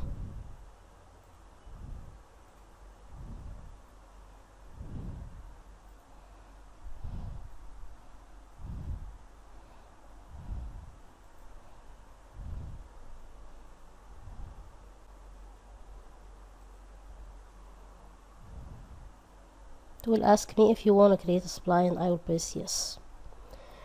Now I select the spline, convert to editable spline, go to point mode, deactivate snap toggle, and start modifying these points. So this guy comes here, and that one need to be aligned to him. This one,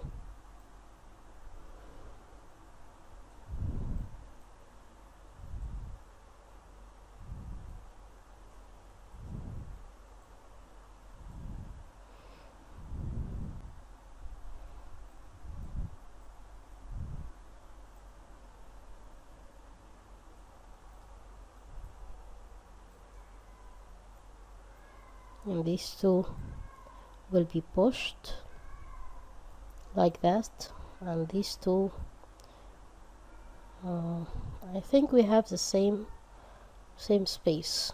Okay, now I need to make it curvy. I need to make this area curvy just like this.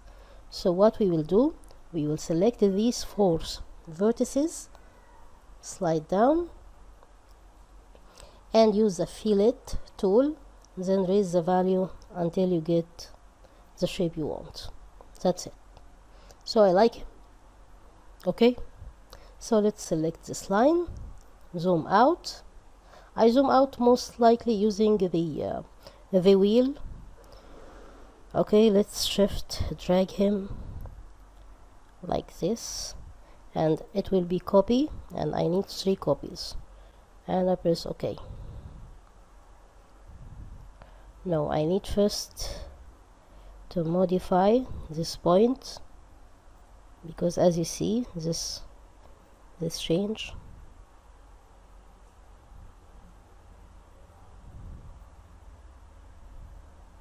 Let's select these 2 and use the scale tool on the y-axis.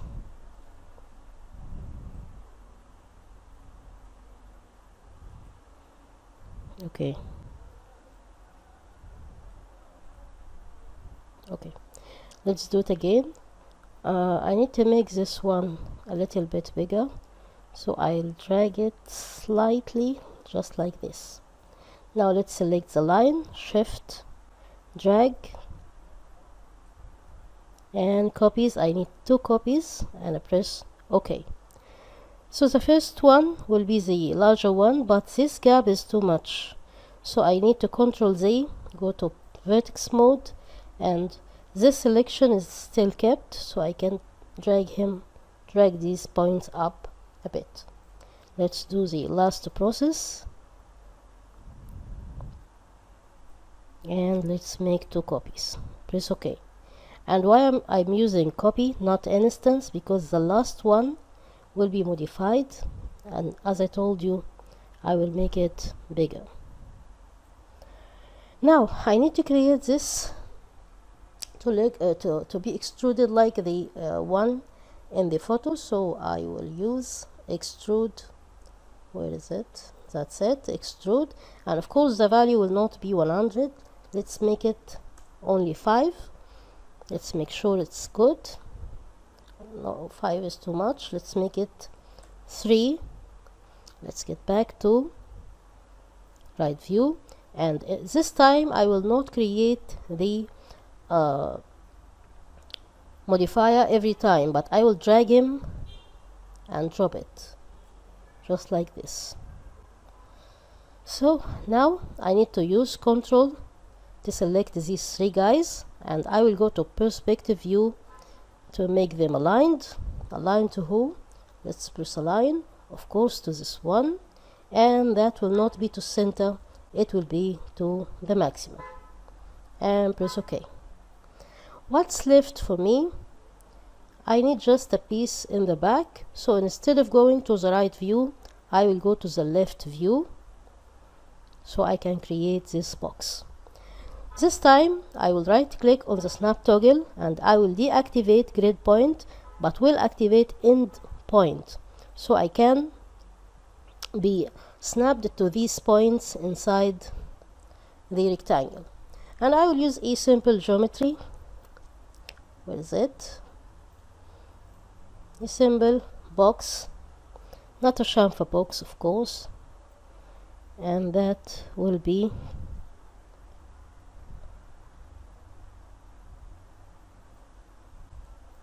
my guy. You need to be a bit smaller, so instead of 93, let's make it 91, and instead of 37, let's make it 36, maybe 36.5, and for the 91, let's make it 92. I have a problem with the 2 number. And again, we need to align him to this side, so we press align to this guy, and instead of maximum, it go to the minimum side, and press OK. And as you see, this box is too huge in terms of height, so I change the height to be only 2, and do the align again to the minimum, and press OK. So that's it. What's left here? I go to right view, and I need to copy this leg here and put 4 of them right here. So using rectangular selection, I select only these legs, shift, drag them right here, and it's gonna be instances. I press OK. I'll do this process again, and I will press OK. So now we have our disc with all its pieces. We simply used different types of modeling to create it. As you can see, we have 4 legs here, and of course you can use the material. I created here 2 materials. One is darker than the other one. This is the one for the legs and the drawers. So let's change to right view again, and select all these legs, all the legs, and these. Press Ctrl for multiple selection, and go back to your material editor, select this black one and assign to selection. Now let's select everything else except Alt, these 3 pieces, and let's close this guy. We don't need him again. Let's use the slide material assigned to selection. So that's it for this tutorial. We created this lovely cute disc using simple modeling tool, and let's jump to the next tutorial. In this tutorial, we will learn how to model a fan, or a simple piece of fan, as you can see here. So let's go to the file and see what we got. We got 5 pieces. 4 of them are symmetric. That one are similar to these 2 ones, and inside we have the fin. If we get closer, we can find this fin. It's hard to select it, that one, and we will see now how we can model each and every one of them. Okay, let's start a new file, and I will create for the exterior part, I will create a teapot. I will make sure I'm snapping to grid, and that's my teapot. I will press F3 and F4 so I can see both material and lines or edges. Now, because the last one I created was missing the handle, the spout, and the lid, that's what is created in 3ds Max. So just after you create it, just uncheck handle, spout, and lid. Make the radius something like 30 with 7 segments. Okay, so now let's right click, convert to editable poly, and we need to get rid of that rim that we see here. So we change the view to front view, change selection mode to polygon and select these polygons and press delete. Now I need to have a copy of this editable poly, so with the selection tool I press shift and I drag it up, and it asks me if it's an instant or copy. I need a copy because I'll make some modification on it. Actually, let's wait until we do the tapper thing, or maybe, yeah, let's do the tapper first. Change mode to front, and we will apply a tapper modifier. We will raise the amount, something like 1.9 will be fine, and curve, let's make the curve 0.3. I like it. Okay, that's fine. Let's drag it up like that and create a copy, not an instance, because we need to get rid of that tapper and we need to get rid of some of the polygons. So we go to polygon selection mode, we deactivate the snap toggle, select these pieces and we delete them. So that's what's left for me, and that will be the part here. Okay, I guess we need to get rid of some extra, that one, we need to get rid of some extra, press F3, polygons. So using rectangular tool, and make sure we are in the front view. I use the rectangular tool to select that upper one and press delete. That's fine. Push it up just like that, and let's see what we will do with this this other part, and that will be the exterior net.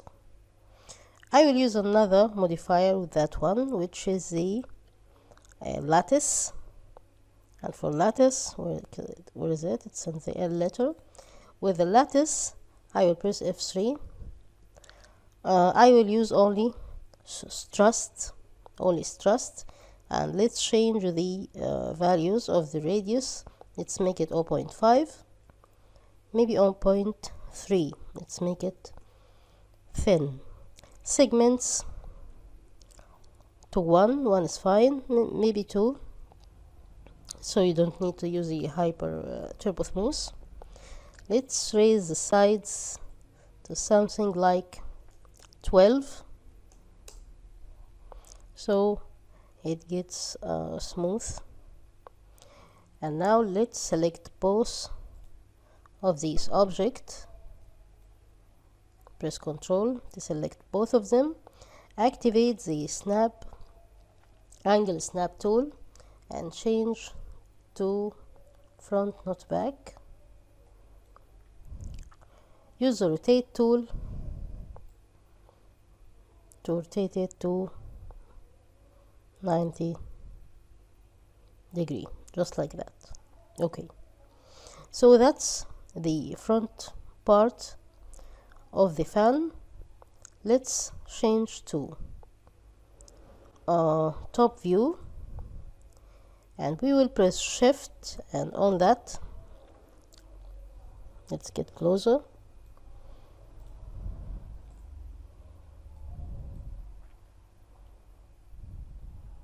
On the y-axis, I will rotate both of them.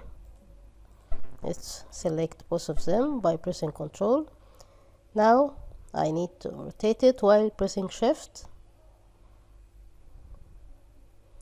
and make it 180, and that will be an instance, not a copy, so whenever I want to change it, I can change it. Let's deactivate angle snap tool and activate snap to grid tool using selection. Let's drag that piece just like that, And let's get closer so we can make sure. We need to get them close to each other. Of course I can use symmetry in this case, but this is not much. We don't need symmetry because we don't have too much details here. Oops. I guess we got wrong rotation, so you can press Ctrl Z. Yeah, we need to rotate both of them first.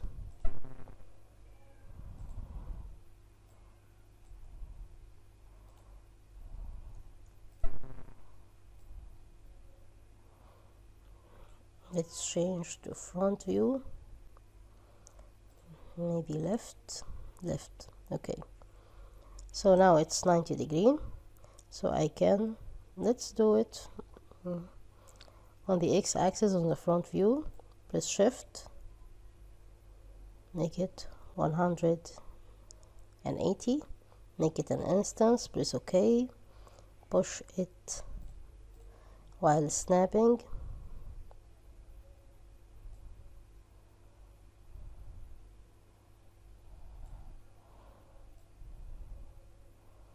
Deactivate snap to make final adjustment or something like that.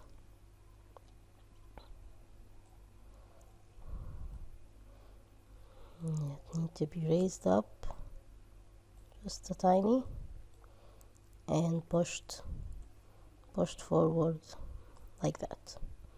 Okay, let's get back to perspective view, and that's the basic shape of our fan. We need to create the fin actually. Now it's time to model the fin.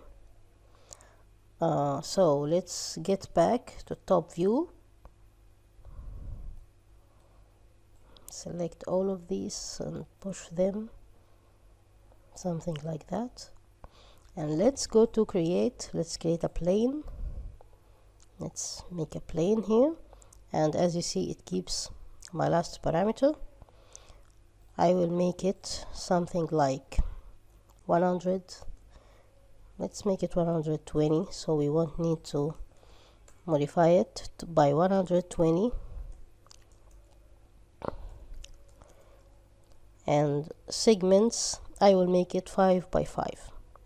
Press right click, convert to editable poly, change selection mode to polygon, and select these 4 while pressing Ctrl in the corners and hit delete. Now change selection mode to vertices. Select these 2 guys using scale tool. Let's scale them up. These 2 guys on the x-axis, and we need scale these down as you can. Same here on the y-axis. Now get closer. We need to do the same for these 2.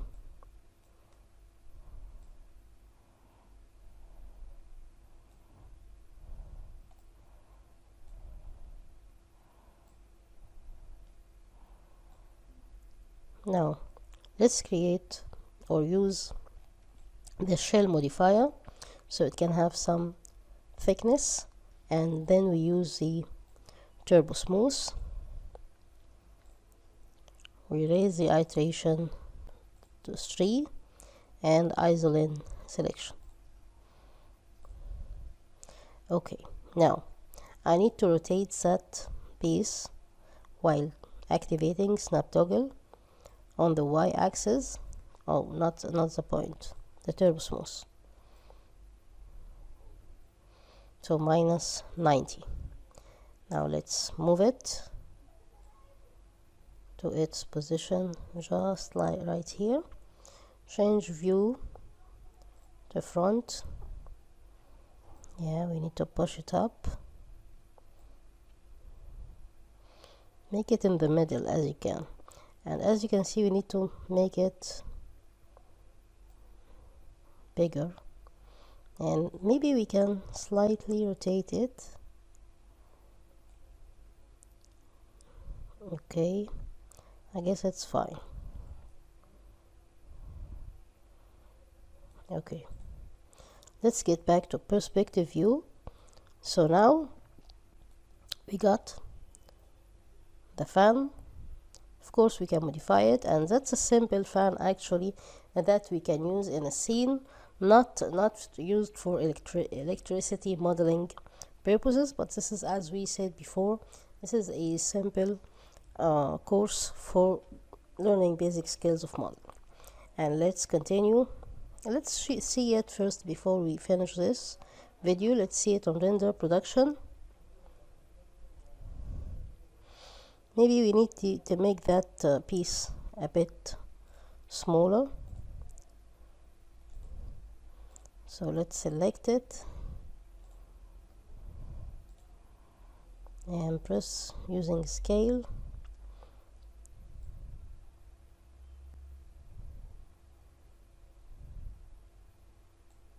Oh god, I hate the scale tool. I prefer to adjust the size.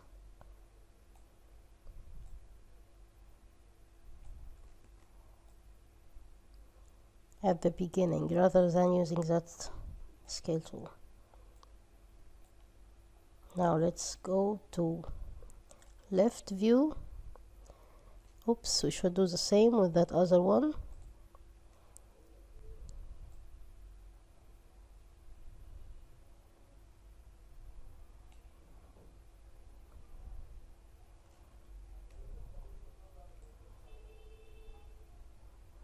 Okay, let's get back to perspective, see what we got. That's it, that's fine. Let's try render. As you can see here, it gets smaller. That looks better, of course. Try it on your own, and let's continue to the next lesson. In this lesson, we will learn how to model a vintage table. As you can see here, the vintage table is made up of 4 pieces: the desk, the top desk, the rim, the base, and the legs. So what we're gonna do, we're gonna change the view to a top view. In order to create these pieces, we will stack them vertically and then arrange them to get this final shape of simple vintage table. So let's start a new file. Not gonna save anything. Change the view to top view, and I will activate the snap toggle button here, so I can draw my object and still snapping to the grid. If you want to make sure what exactly are you snapping to, just right click this snap toggle button just like that and make sure that you are snapping to grid point. So from the create menu, let's go to standard to primitive, and we will pick a cylinder to create the first piece, or the upper top piece, which is the desk. So I grab a cylinder, and as you can see, this cursor turned into this yellow cursor, which means I'm snapping to the grid. So it will be exactly created according to grid point. I'm gonna grab it like that, then right click to deselect. I'll change my view to perspective view. Then from modify, let's change the parameter. The radius, it can be 70. The height, I don't need it to be much high. Let's make it 3, because it's gonna be stepped. It will have 3 steps.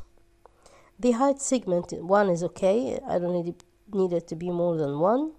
The cap segment, I will keep it to 3. Then the slides will be any appropriate number that can be divided to 4. So 16 is fine for me, because I will use Hyperloop or Turbo Smooth. Turbo Smooth. in order to make it more smoother. So let's pick the material editor to create a material. That's the one I used in the lesson. I'm gonna delete it. Then from here, let's pick a standard material. From the diffuse color, let's change it to be dark gray, just like that. Press OK, and then assign material to selection. So now if I deselect, I see the lines in black and the material in dark gray, which is fine for me. Okay, let's start modeling. Right click, convert to editable poly. Now we need to change the selection to polygon mode. Let's zoom in, and I will select these pieces here in the middle. I need actually to select the disk, the overall upper disk. So I select this center circle here, then I will grow my selection. I will press grow to grow my selection, press it again to grow it to get the whole area.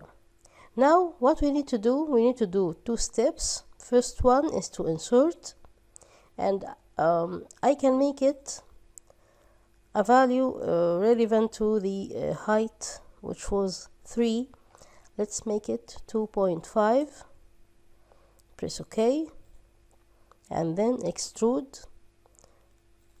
I need it to be something relevant to the insert. Let's make it 2.5 as well, and press OK. We will repeat this action again, but with lower value. So insert, let's make it 2, not 2.5. Press OK, and extrude, make it 2, and press OK. Now I got the base, or the basic shape of my disk here, the upper disk. What I need to know is is to use turbo smooth. Let's pick it from the modifier list, but look what happens when we have turbo smooth. We lost the edges. That's why we have here two solutions, either to use from modeling, polygon modeling. We need to select the editable poly so you can see the whole menu. Modeling, edit, and then swift loop. I don't like much to use swift loop. It's tricky and it's not accurate. So what I'm gonna do, I'm gonna select my editable poly, then change my selection mode to edge mode. I will double click with control to select these edges, these 5 edges, 1 2 3 4 5, and let's pick that one too. Let's make them 6. And then what I'm gonna do, I'm gonna chamfer, use the chamfer, make it 2 steps, and the value will be 0.3, and press OK. Now if I press show end results on and off toggle, I will see my turbo smooth edged. Let's change the iteration to 3 and isolin display. That's my upper disk, and I like it that way. Okay, now next we will create the second part, which is the rim. Before creating or modeling the rim, let's freeze the selection of this turbo smooth so it won't change in terms of position or any editing. So freeze selection, right click, and then freeze selection. Now let's change the view to top view. From create menu, make sure we still activating the snap toggle. This time to create the rim, I will use the tube. Then here from the middle, I will drag it just like that. We can change the value. Right click to deselect, go to a perspective view, then let's change the value. Let's move it down a little bit and deactivate the snap toggle. We don't need it. Now from modify, I remember the upper disk radius was 70. Let's make this one less with 15. Let's make it 55. The second radius, let's make that 45, for instance. 45 is fine. And the height, I need it to be double or triple this piece here. We started with 3, so 3 multiplied 3 will be 9, and these segments will be 6 segments. Is fine for me. I don't need segments for the cap. For the sides, I need some number divisible to 4, and I need it actually to be a bit large number, so I can make necessary modification. So let's make it 40.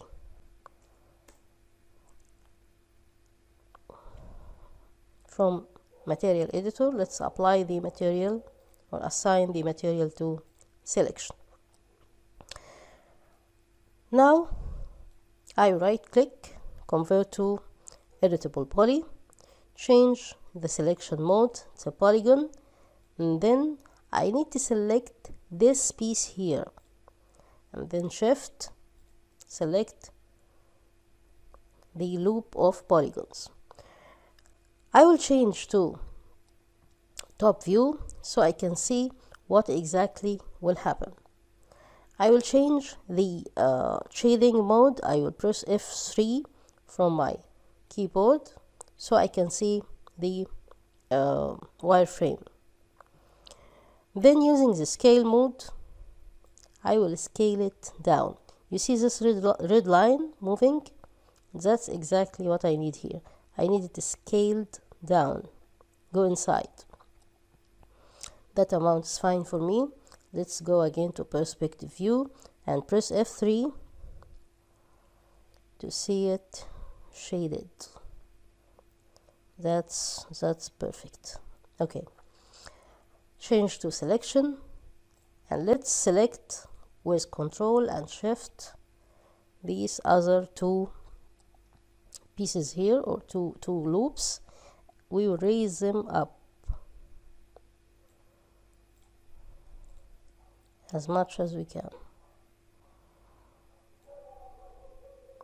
We'll do the same for this loop, but we will push it down. Okay, that's fine. Now what we need to do, we need to select this loop and then insert it to an amount such as, let's make it 0.3, not much actually, and press OK. Now what I need to do, I need to just scale it. So I go to top view again, press F3 so I can see what's happening. Select the scaling mode, then scale it up, outward. You see the red line? It's moving outward.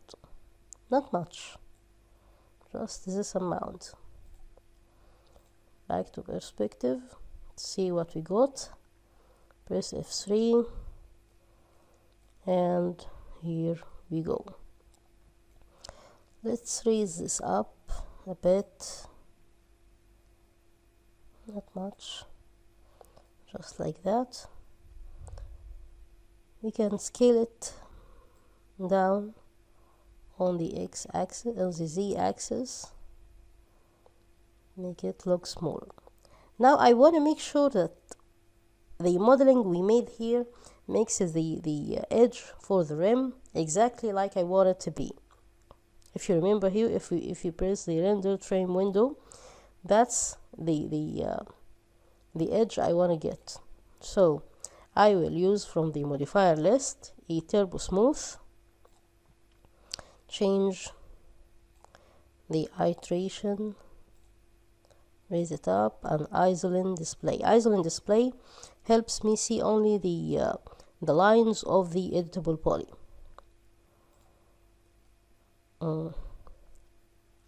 What we got here, I need this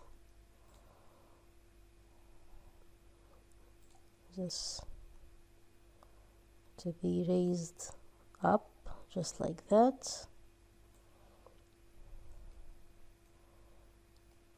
I guess we're fine. That's fine. Okay, so editable poly, modeling, edit, swift loop. Now I'm not caring here much for having accurate edges, so I'm gonna use swift loop to create edges here in the upper part, and that's fine actually. That's fine. Okay, so select the turbo smooth. That's what we got here. Now we need to create the waves. If you remember, we got a wavy shape. How we can get that? We select the editable poly, and I will turn off the turbo smooth for a while until I finish the modeling. I will change my view to top view, and actually I need to make this disk here.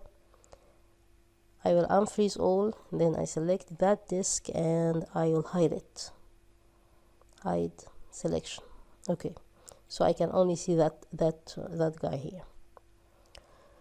So let's change the selection of the editable poly to point mode, and now what we're gonna do,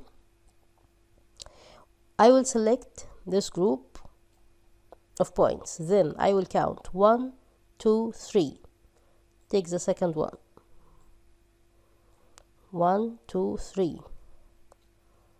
Second.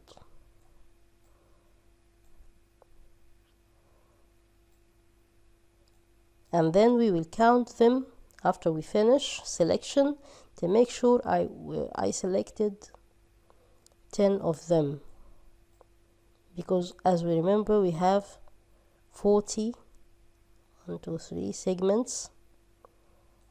1, 2, 3.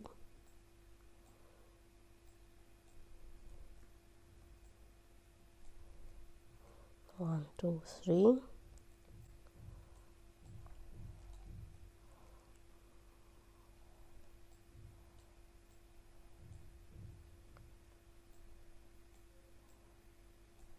One, two, three.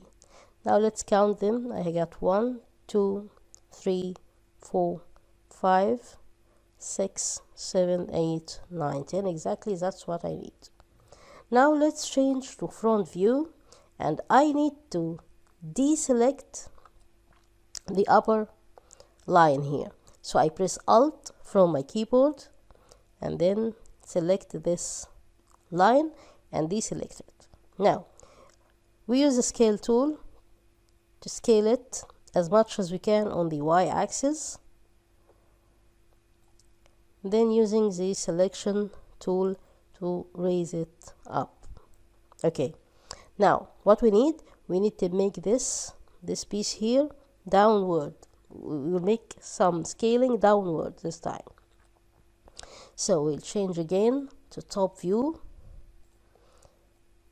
and as you recall, it was the middle line, so I leave one, I take the next one, and then let's count again. 1, 2, 3.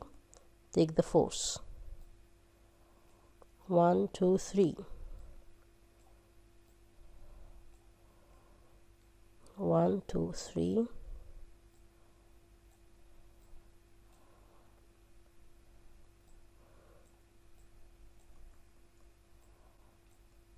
1, 2, 3. That guy here. 1, 2, 3. You can skip this part of the video, it's not much because we're doing the same thing actually. 1, 2, 3.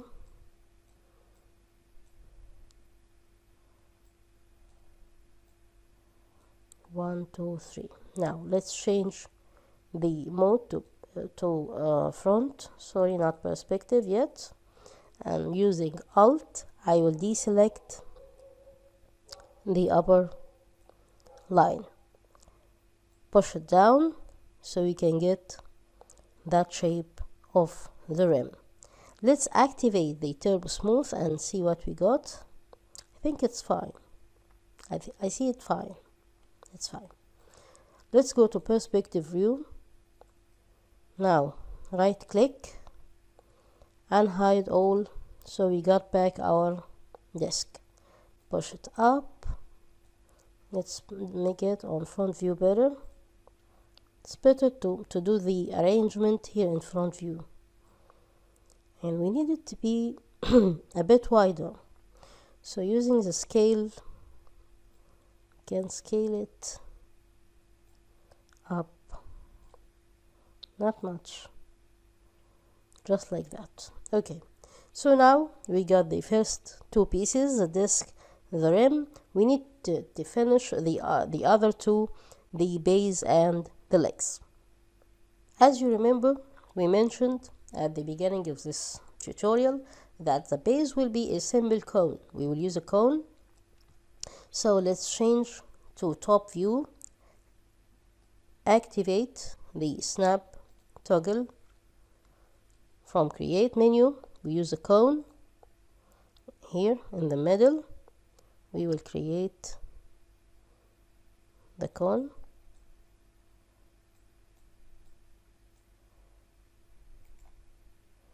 Right click to deselect, deactivate the snap toggle, change to front view. Let's move it down,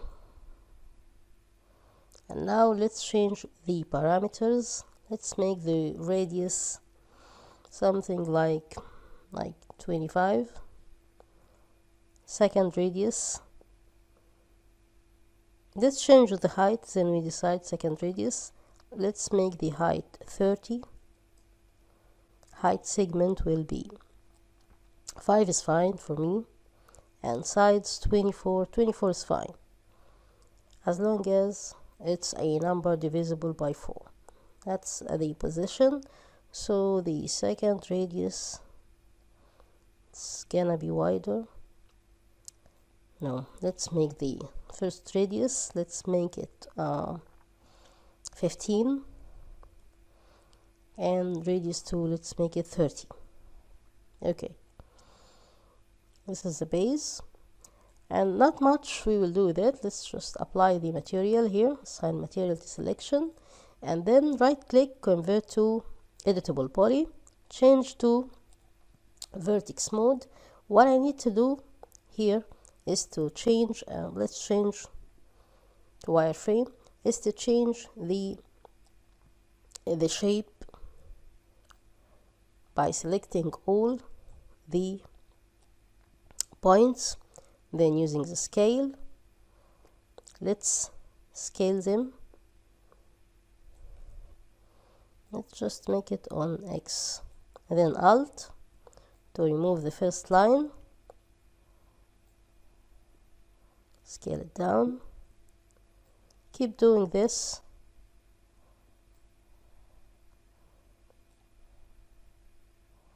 No, that needs to be, yeah, like that. Alt until the last one.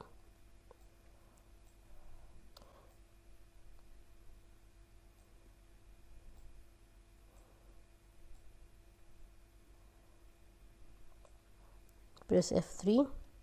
That's what we need. Okay, so let's keep working here on the front view, because the final part we need to create here is the legs. So let's go to create, and I will use the tube to create the legs, and you will see right now why.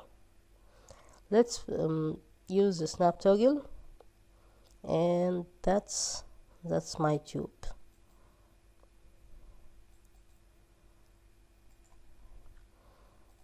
Let's change parameters. 40 is fine. and radius 2, let's make it 34. 30, that's wide actually, let's make it 36. The height, it's gonna be 4. Height segments, we don't need much of height segments, let's make it 2. Cap segment 1, and sides will not matter to me right now. What I need to do here is to slice it on. You see this option here, activate it, and let's slice it until we get a perfect half.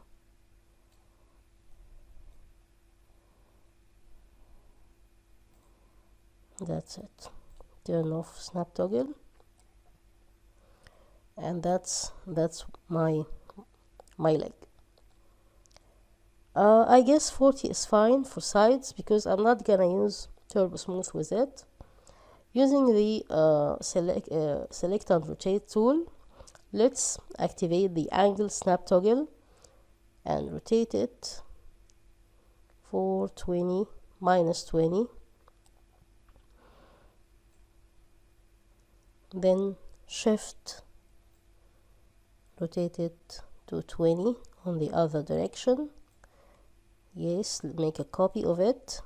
Let's select both of them using control, raise them up to the middle. Just push them to the middle, just like that. And now what we need to do with them, with these two guys, we need to make them a bit flattened. So what we're gonna do, we keep selecting both of them just like that, go to modifier list and use taper, then raise the amount of taper or decrease it as you wish. I like it to be just like that.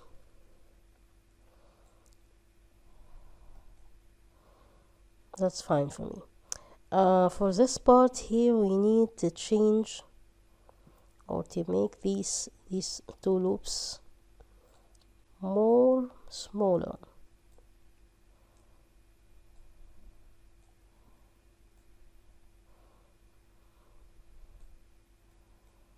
And same here.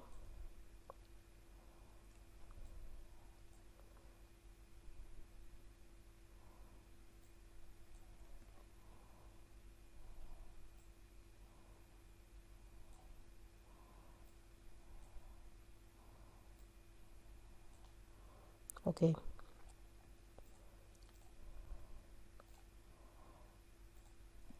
These two guys, just raise them.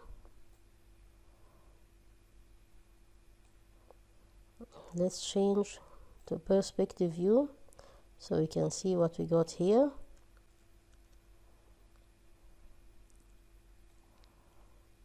We need to do the same on that direction. We change it to point mode, and then we keep scaling.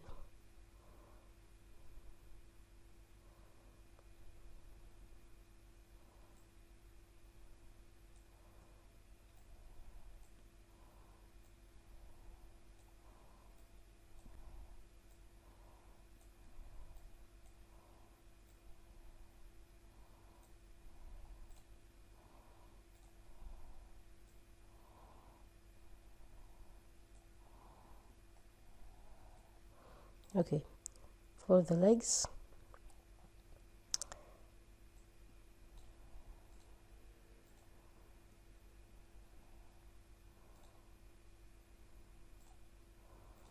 that leg we need to change the tube. The height can be raised. Let's make it 6 for both tubes, so we get a bit bigger legs. So make it 6. 6 is fine.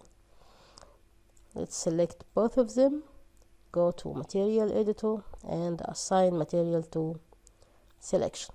Now I'm satisfied with this. I need to change them or convert them to editable poly so I can create some smoothness for both of them. I go to edge mode,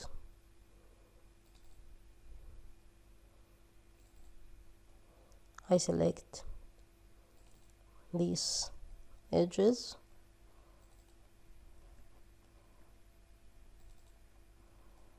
and the lower ones as well.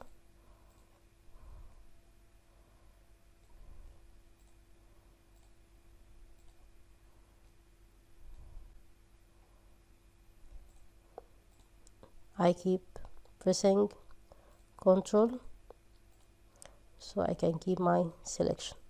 Now I'll just chamfer this to some value. Let's make it 2 steps, and some value like 0.7 will be fine. And press OK.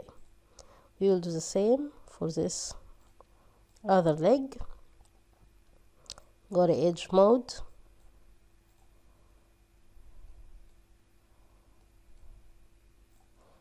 select these edges,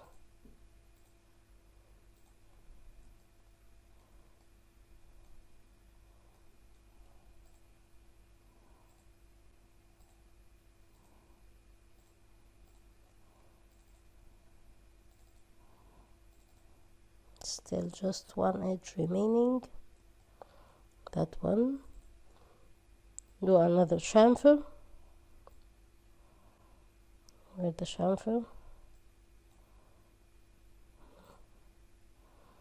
2 steps, 0.7, and that's it.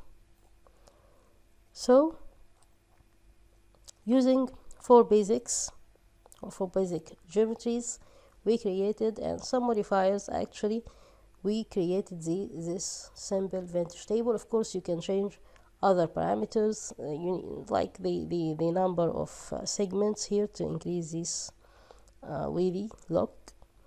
You can change the parameters related to legs, anything you wish. Try it with yourself and continue with me to the next lesson. In this tutorial we will learn how to model a simple plastic armchair. As you can see, it's made up of 4 pieces, and some of these pieces we will model it using modifiers, some others we will modeling using spline and polygon modeling. So let's close this render file, let's save it and start a brand new file.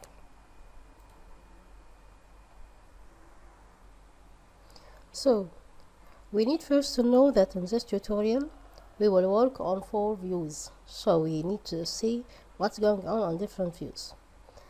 Most of our work will be on front and perspective, but we will need the top and left views. We will start by using from geometry standard primitive a plane, a simple plane, and I will create this plane here in top view. I will activate snap toggle and create a simple plane, something like this. For parameters, 40 by 40 is fine. For segments, I need the length segments to be 1 and width segments to be 2, so I can get rid of one of them and start modeling. Now I right click, convert to editable poly, change to polygon mode and get rid of this left guy. Now I work in edge mode to start my modeling process. I select this edge and I need to make it wider, not much. I need to deactivate this snap toggle, needed to make it wider a bit, then shift drag to create the first one, and here on the left view I will raise this up, so our work will be included in different view. Again shift drag and left view, raise him up, shift drag in top view, oops, and raise him up, final one, shift drag, and here let's raise him up.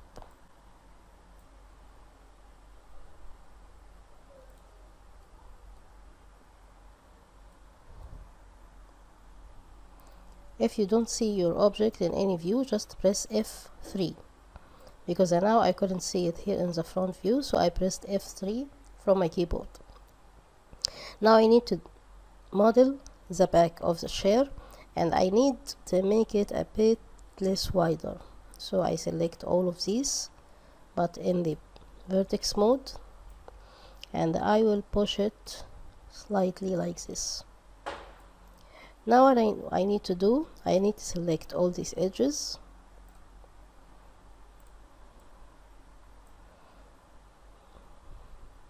ring, and I will make a connect, and I only need one connect.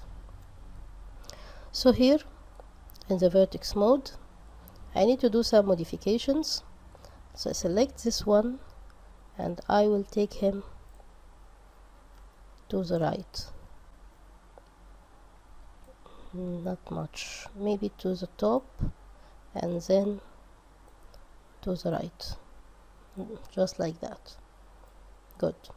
And I will need to modify these two vertices using scaling tool, and I need to scale them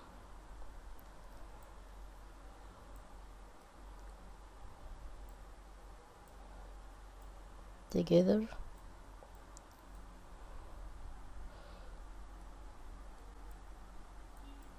Not much, just like that.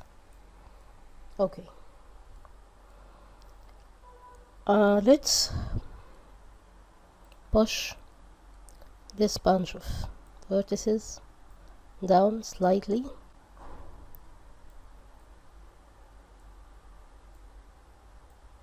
I'm pressing Alt to deselect, and let's push this guy up, and here I need to create another segment. So let's go to edge mode, select these two,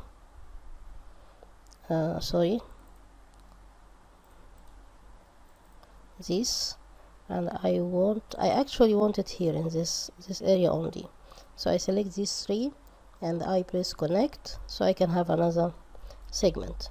So when I change to point mode, I can take this guy, push him down, and same for this group of vertices, so you can have some curvy look at the end. Now I change to edge mode to continue my work. I select these three polygons, and then in the front view I shift drag them up just like this. Now I change to vertex mode to select these and scale them down so they can look as even as we can.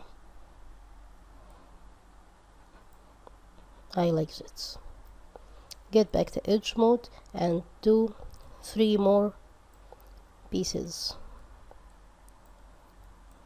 not much, and a final one.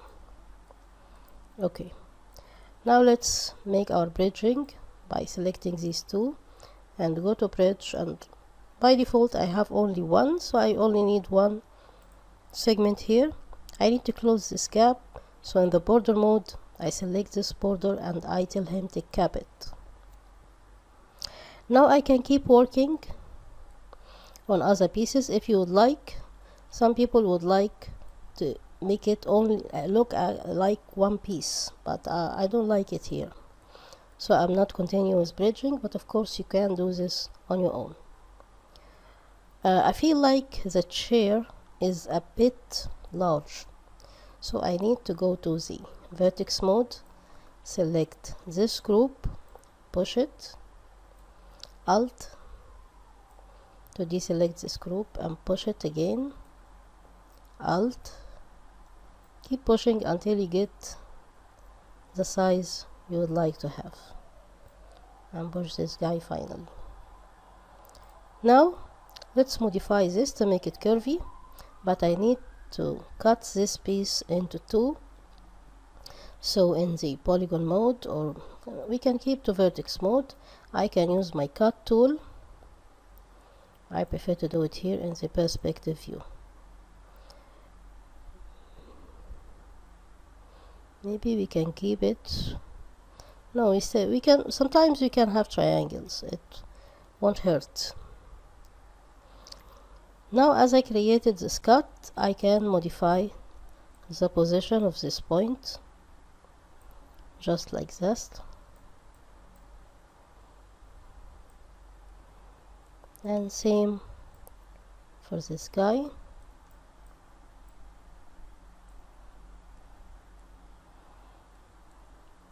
We need to take this row, push it, second one, and also push it. So now we can start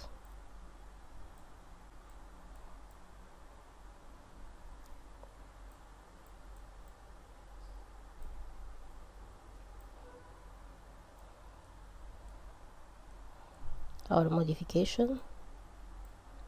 These two need to be relaxed.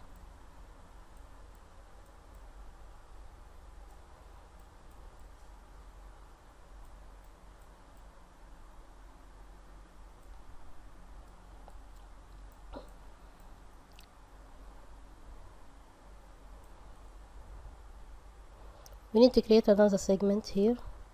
We can use different tools, but I will use the cut. I will go from here to here, and we need to make this a bit tighter. This piece here, it's very large, so I go to deselect. I go to this view, the top view, and take these, make them a bit tighter, something like this.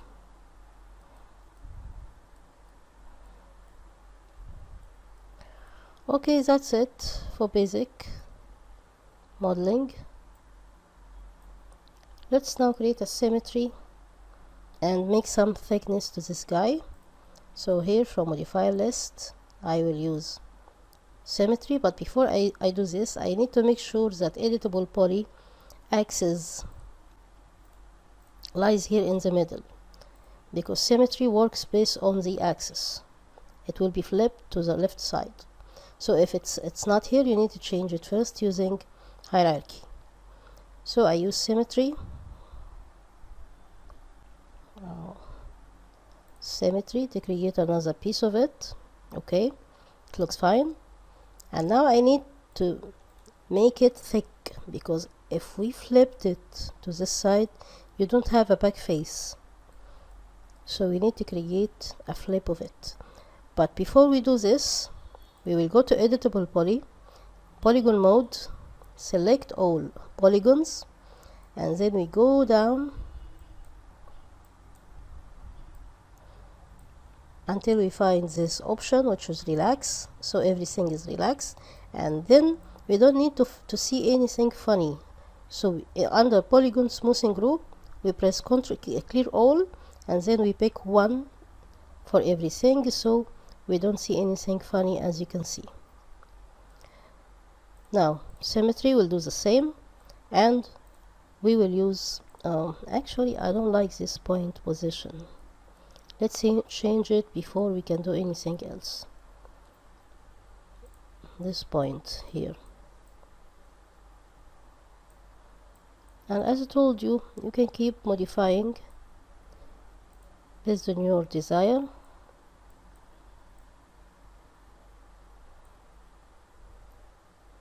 Fine. So we use shell from modifier list to make it creased, and as you can see, the last amount I used was 10, and that's too much. Let's raise it, make it something like 4. 4 is too much too. Let's make it 3, and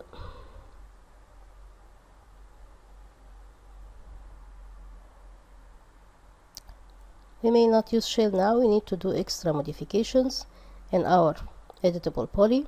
For this back, we need to relax the back as much as we can. So we select this group of polygons, except for this one.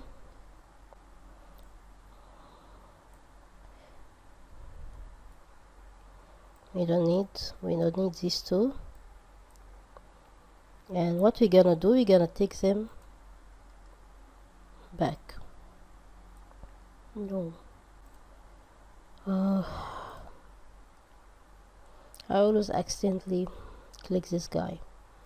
I don't need these 2 points, so I push them back, then press Alt to remove the last group. That was the last 2 groups. Only this group. Push back again, push back,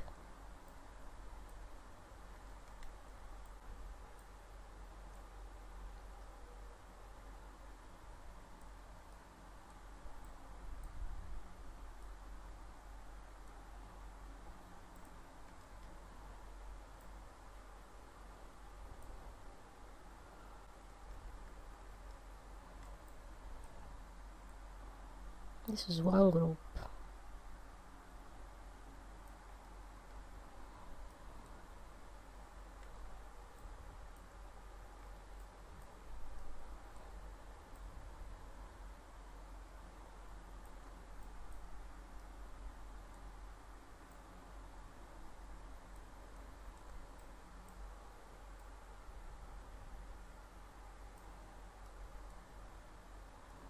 Okay,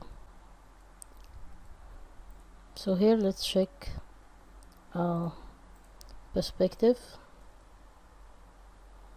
We still need to do some final adjustment, so let's get back to left view. I'll restore everything. This group here,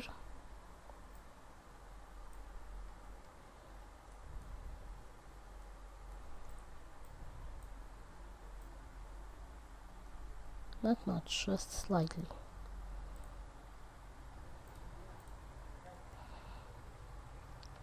Everything looks okay except for these 3 points. I think they need to go back. Maybe not this one.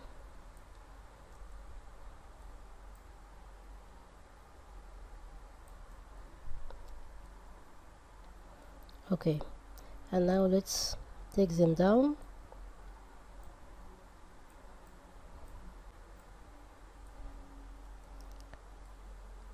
Here this point makes some funny effect, so again I go to polygon mode, Ctrl A, and do relaxing and change material ID. Let's change material ID, let's make it 1. Now everything looks fine.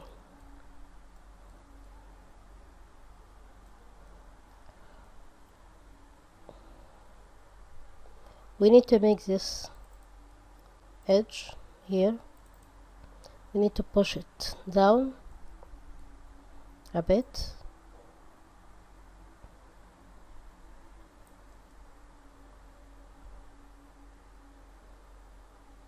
Okay, let's check the shell to see if that works fine or we need extra adjustment. Okay, the shell now works fine and we don't have funny look except for this piece here.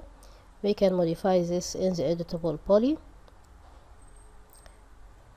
vertex mode. That vertex here, that one needs to be pushed back,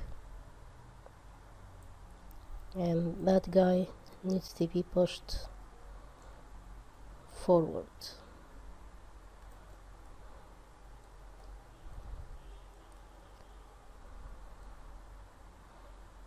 Maybe here.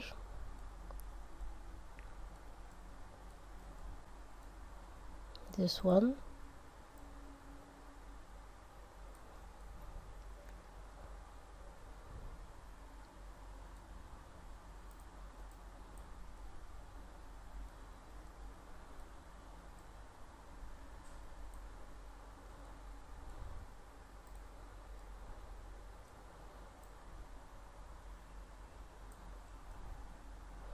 Okay, that looks good for me.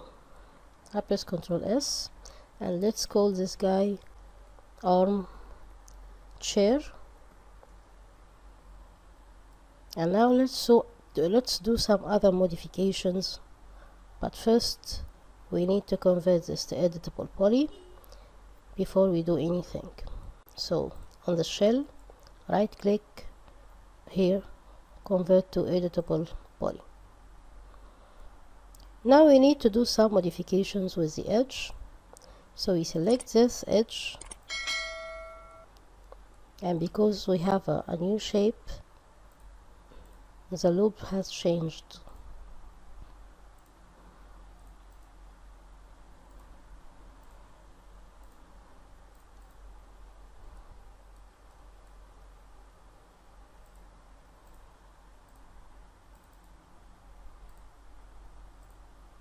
Make sure you didn't select anything you don't need.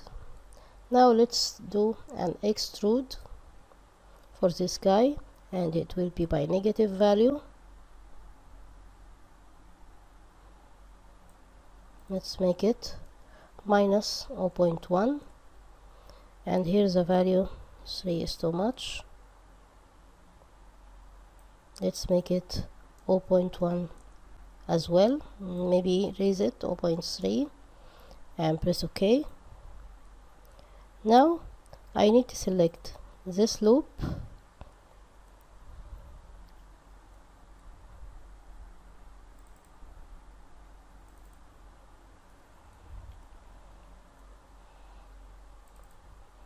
I know it takes time, but this final adjustment will save everything for you later.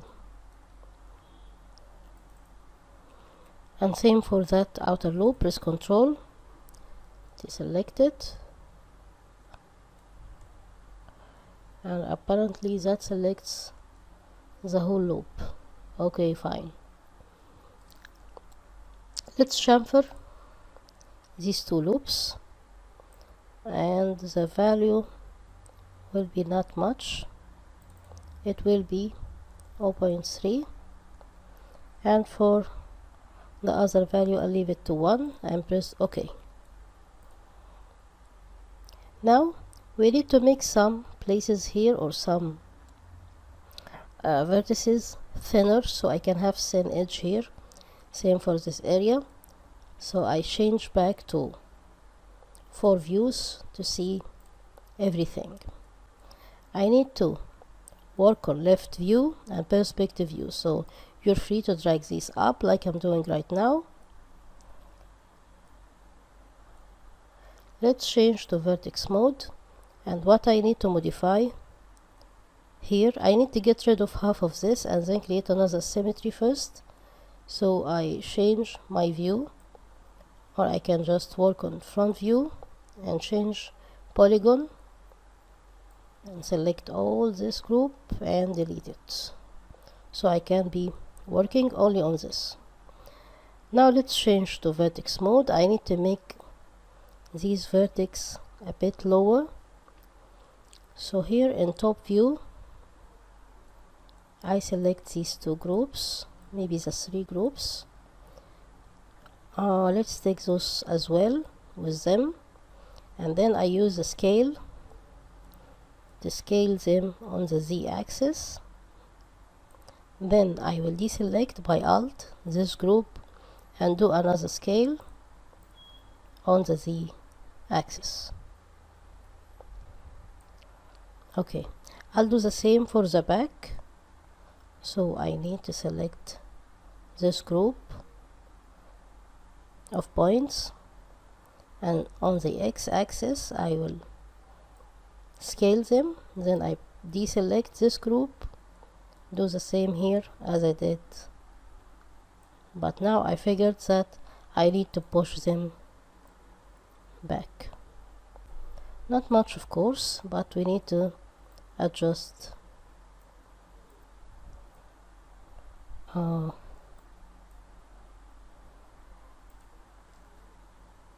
this upper part, just like this. So now the chair looks normal. Maybe this group here,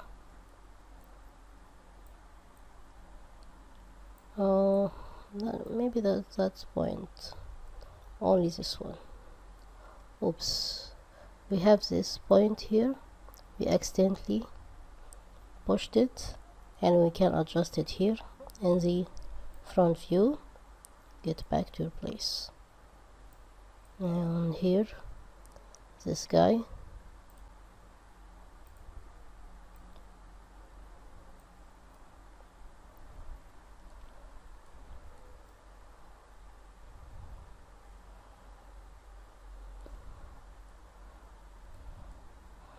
and I need to make this higher than the other ones, so I select this group, and sorry, let's let's zoom in, select this group along with this group, and I don't need this here. Then let's push them up, Alt to deselect this guy, push up again, not much, only slightly. Okay, that's it. Okay, that's fine. Maybe the last group of points here,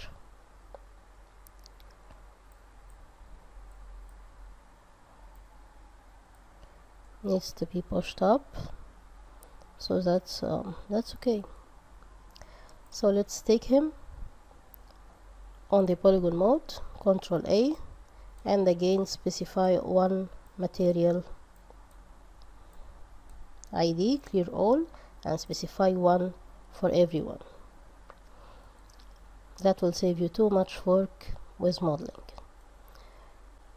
Before we finish, I'm not okay with this part here. I don't like it. I need to push it all together to this side.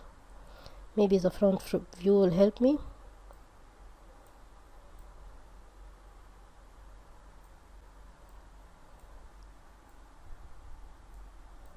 And these two.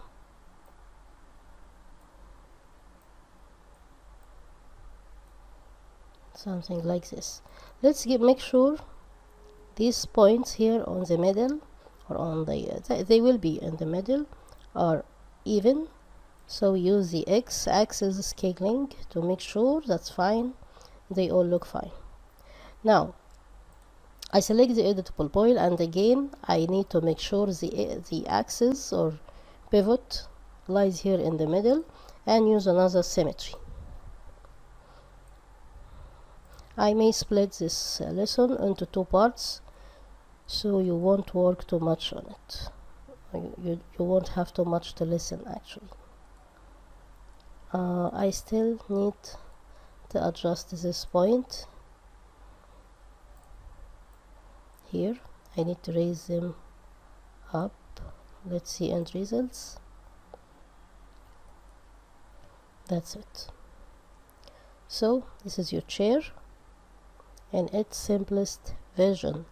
Let's make him turbo smooth and raise the iteration up to 4, so you can have final look. And I like it. I like it this way.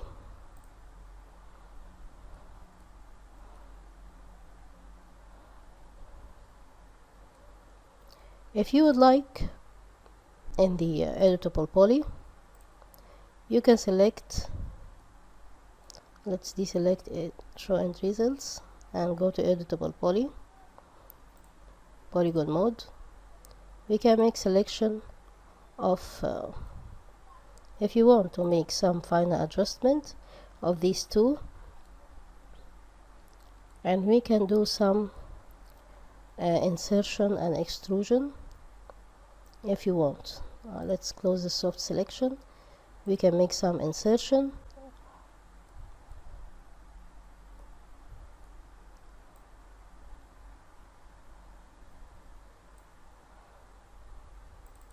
Let's make it something small like 0.1. Press OK. Now let's extrude to the negative side. Let's make it minus 0.3 and see what we got. Press OK.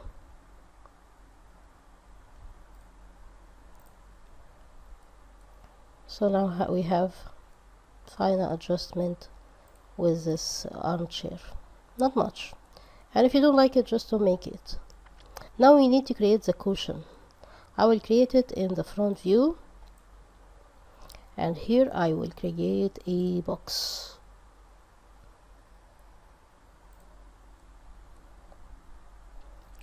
Let's make this box something like this,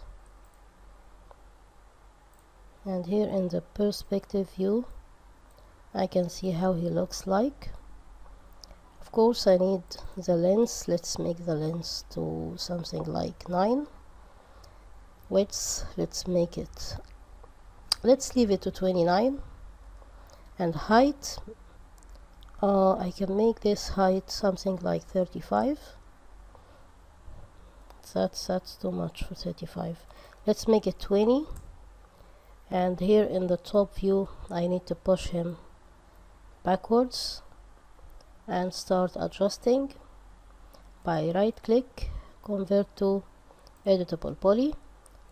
Let's go to vertex mode, and starting with these points here I start scaling them as I can, and this in the middle I scale it up. Then I take these two, raise them up like this, take these two, not much,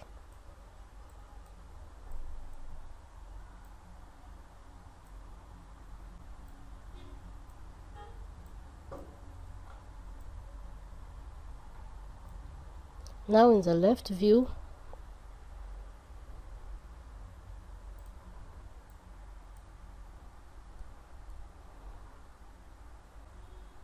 I need to select all these segments, but not the ones in the middle. I just need these two sides. So let's try it here in the top view. Exactly, that's what I needed. So I select everything except these true lines. Now I will drag them down on the X, on the Y axis, and push them, maybe raise them. Okay, now this is the cushion. What we need to do, we need to adjust its position in the front view, and then use a turbo smooth, raise it up to 2. 2 is fine for me, and adjust its position. Actually we need to do the same here in the top view with these points. We need to take these groups, these groups of points and scale them so it looks like a cushion. And that one in the middle, scale it up, not much, something like this. And let's see final results. That's what we need, but actually we need to make it larger so we can scale it all up.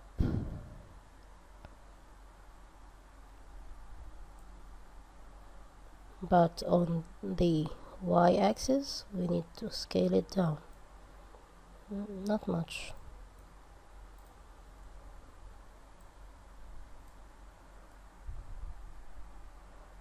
Okay, that looks fine.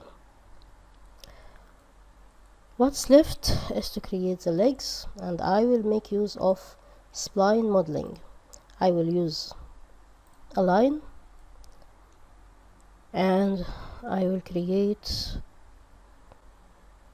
I need first to raise these pieces up to the ground. So I select both of them and raise them upward so I can create the legs here. Using line, I start creating a rough line and then I will modify it later. Yes, close it. Now convert it to editable spline. Go to points mode. This guy needs to be pushed this side, and this one too.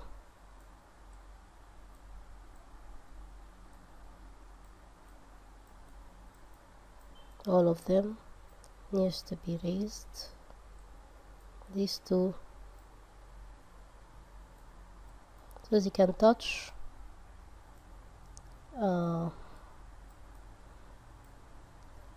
the lower part of the chair.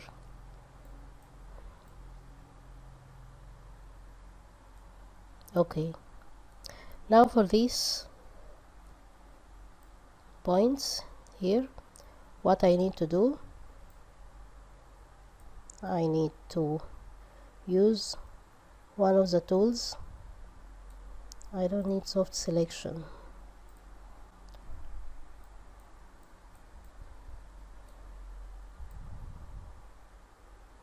I need to use fillet and raise not much.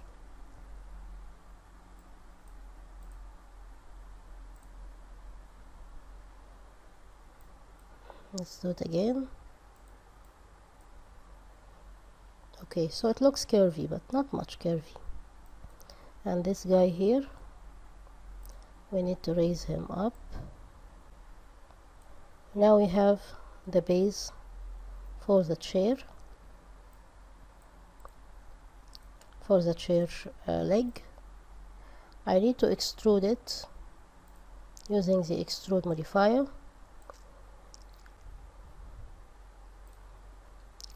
And the amount of it, let's keep it to 4. 4 is fine. Okay, so now we need another piece of it here. So the extrude, as you see, the axis is here. I need to affect pivot only, align it to this piece, make sure it's pivot point or center, it gives you the same result, but pivot point is fine, and press OK. Now I deselect affect pivot only, and I will use symmetry to make this looking legs chair. Here in the top view, I need to make sure they have the right position, and as you can see, it's not in the middle, and I need to make another copy of it. So shift drag and take it back. It's gonna be a copy. But here in the left view, I will need to select this guy, any of them actually, and rotate him to this direction, and do the same with this guy. Oops. Rotate him to the opposite direction. So we finally, I guess extrude value is too much for this chair. Extrude value here needs to be 3, not 4. And same for that one. And let's see end results for both of them. And here we need to do final adjustment by raising him up so it can touch the back of the chair. Same for this one, just raise him up. Okay, let's get back to perspective view to see our chair, and that's it for this tutorial. Of course, you can do your own modification in terms of chair design, and let's move to the next tutorial. In this tutorial, we will learn how to model a simple building like this one. We may not need to model it with that simple shape for modeling or architecture. It's not suitable for architectural purposes, but it can be useful or suitable for creating a city, a big city. It will be part of it, or to create buildings far away inside a game. So let's close this down and start with a brand new file. Don't save, so we can start our modeling. So here we will stick to the perspective view. I'm okay with it because we won't need to make too much modification, as the modeling will be at its minimum, not much. I go to geometry, standard primitive, and I will create a box.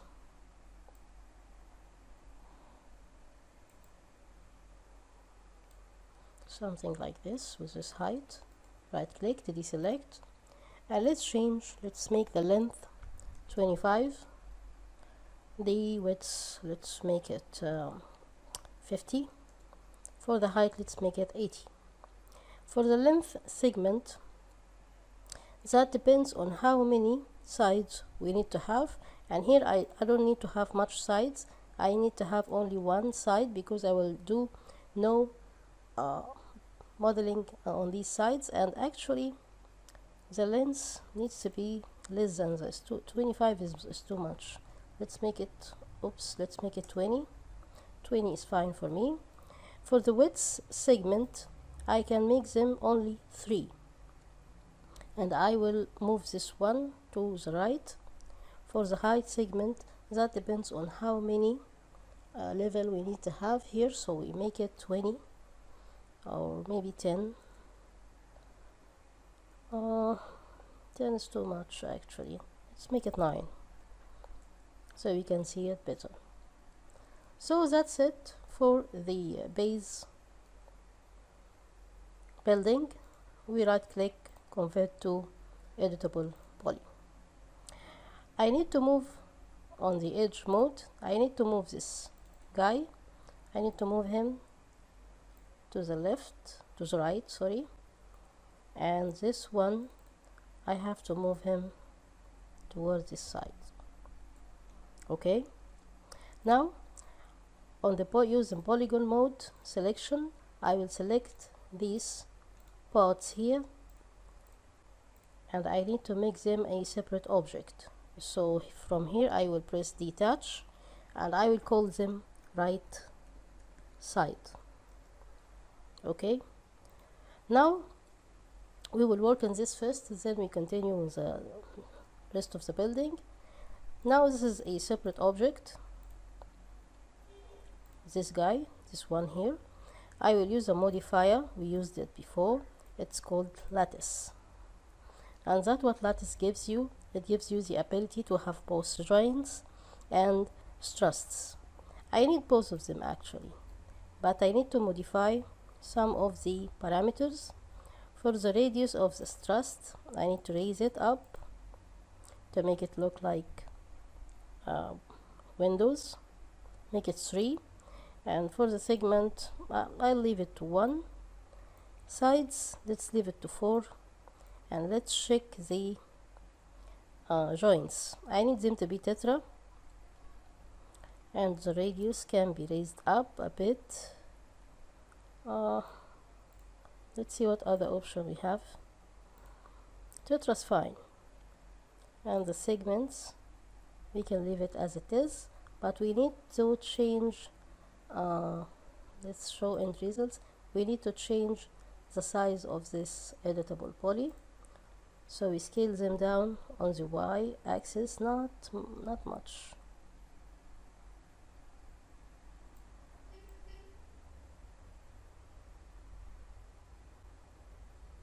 We can write it here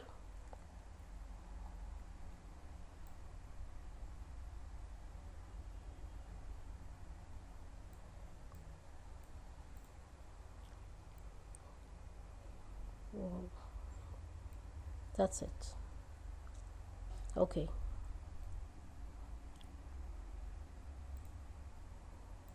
So for the lattice, if you would like to change or modify these parameters, you're free to do this. Let's do our modification with this editable poly, and I will change my selection mode to polygon to select these pieces, and I will do quick modification by adding an insert. It will not be 1, let's make it 0.5, and let's make it by polygon. Press OK. Now let's do another extrude. That depends on how far you want these to go outside the building. 10 is fine for me. I press OK. Now I need to select this polygon, you see right here.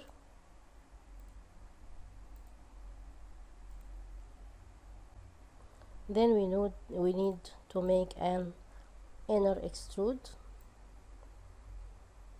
with negative value. Oops, we need first to make insertion so it won't collapse. So you make an insertion with maybe 0.7 and press OK. Now we do the extrusion with a negative value, so we pushed it down. Maybe we need to press F3 so you can see what's going on here. I keep pushing until I get to the end. Okay, press F3 again to get the shaded mode. So that's it. That's a simple model we can use for a what we call him facade, building facade. If we're creating a whole city and we don't want too much details that we are used to make use of in building modeling or architecture modeling. Now let's create some material so we can see differences here. I go to material editor. I already have these materials, but I need a lighter version of them, so I press shift, drag this one, and here I can go lighter. I press OK. That will be for this building. Assign material to selection, and this guy can be for let's minimize this, can be for these polygons, these sides of polygons, or maybe only the front side. We don't need too much colors. And then assign that one to them, and for this piece right here,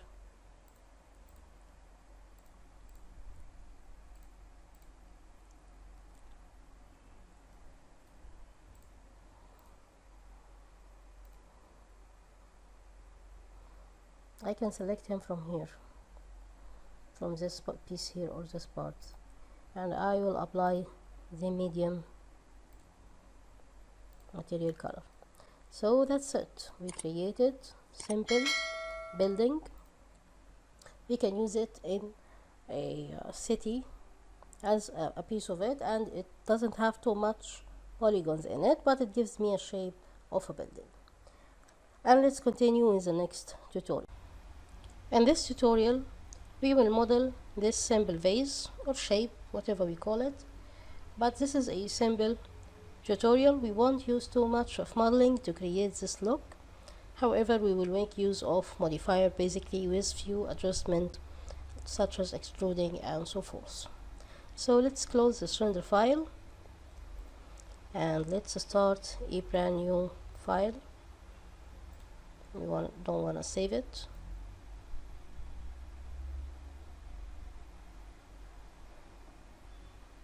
Because we will not make use of too much modeling, we will depend mainly on using modifiers. We will stick to perspective view. So we go to geometry, standard primitives, and we pick a cylinder. We make sure we activate snap toggle to grid point, activate it, and go to the middle and create our cylinder, right click, and here I used the black for the main, and it's not material actually, it's the external color, and I will press F4 from my keyboard so I can see the lines. Now I deactivate snap toggle. I go to modify. I will make the render the radius 20, 20.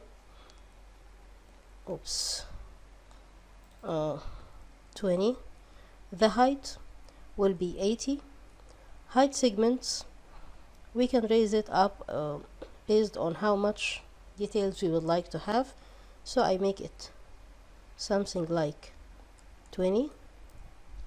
For cap segment I keep it to 2, and for sides something divisible by 4, so 20 will be fine. Okay, now let's check what we have for materials here. I have this blue material. I will assign it to my selected object. Now I right click, convert to editable poly, and I change my mode to polygon mode. And what I need to do, I need to select one and leave one of these loops. So I use selection, then shift to select the whole loop, control, select, shift, control, shift. I keep doing this until I finish all of these loops. Control, shift, control, shift, control, shift. Oops, I missed this one.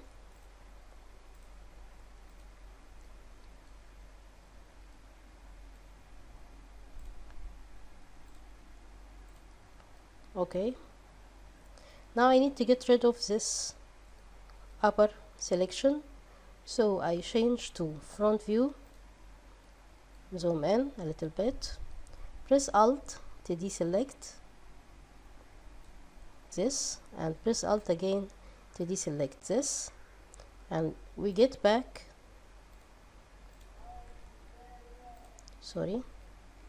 we get back to perspective view, and here we got rid of this extra selection. Now I need to extrude these faces, not much actually. Let's make the value 3 and press OK, and let's use few modifiers. And here we will use one modifier 2 times to add the effect to the upper part of this model, and another one to the lower part. I will use it, which is the taper. We used it before, but we see here what it gets me of effect. I use the taper, and let's raise the amount of it. Maybe we need to reduce it. Let's make it minus 0.60, and let's raise the curve until we get what we need. Now we need this effect to be added to the upper part only, so we use limit effect until we get what we want. Okay,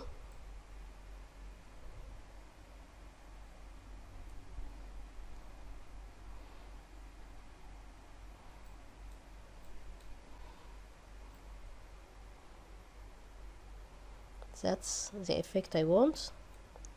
And for the lower limit, let's make it 0.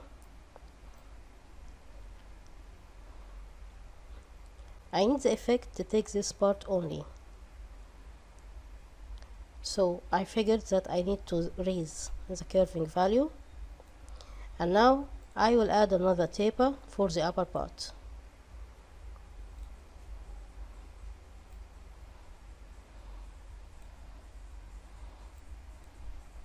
Limit effect. This time I raise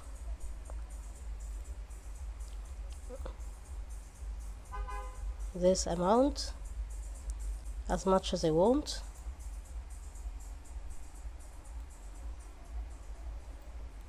And here let's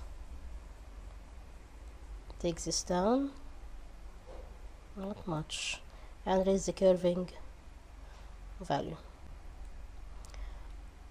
Let's do some modification with this other one.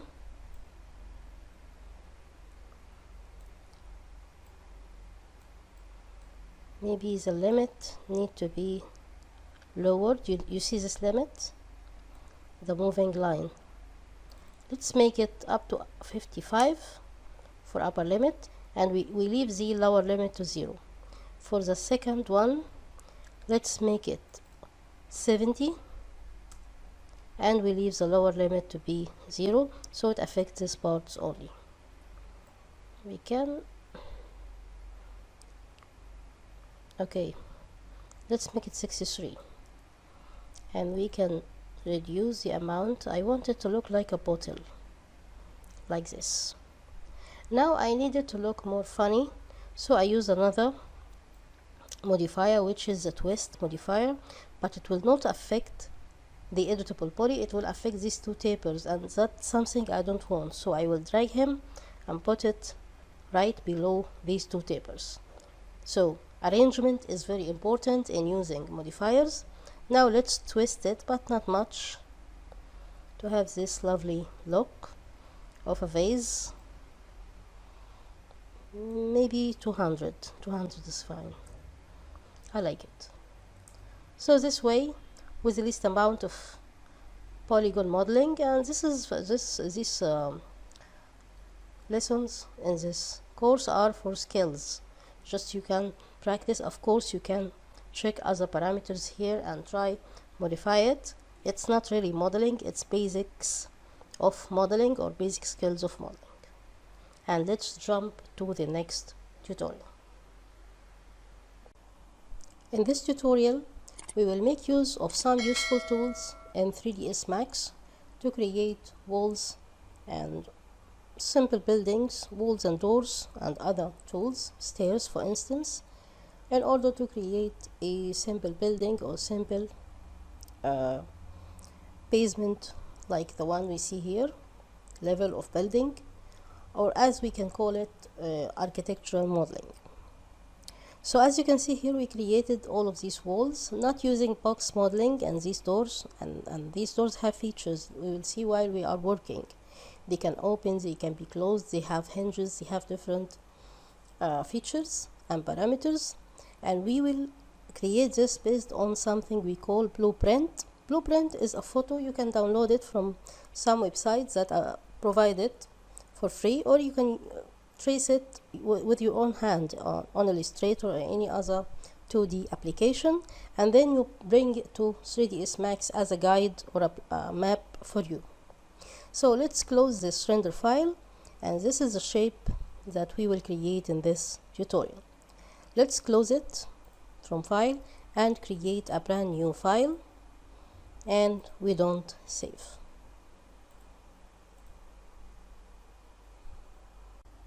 Before we start modeling, we need to change the view from perspective to top view. Then we snap toggle to grid point, and we create from geometry standard primitive, we create a plane. The plane parameters must be the same as the file resolution, the image file resolution of the blueprint. So it's 500 by 500. Okay, zoom out so we can see it. Now we go to material editor, and I will use this material. I will show you how to attach this. I will delete it, and then from diffuse color I will drag it, go to general, bitmap, and choose this house file bitmap here. Now I select my material and assign material to selected file, and here if this doesn't appear for you, you need to change from standard material, and you choose the realistic material with maps so you can see everything. Now let's start creating our walls, which is the first part of any building. So again, from geometry we choose AEC extended, and then we pick wall, and we must make sure of the wall width and height based on our parameter. Here I will set the height to 100, and this will be the same height for windows, and I will set the wall to 5 as it is. I will keep activating my snap toggle so walls can look straight. I will start from here.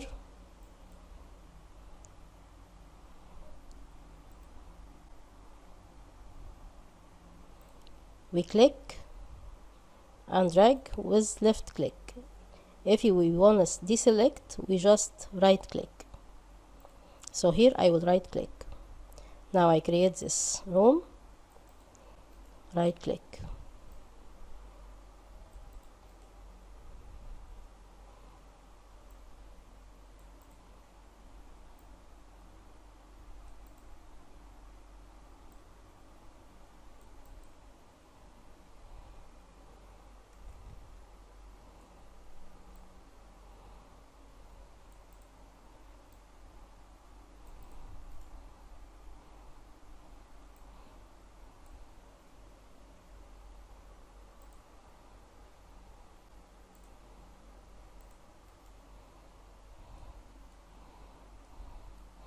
I need to make these pieces.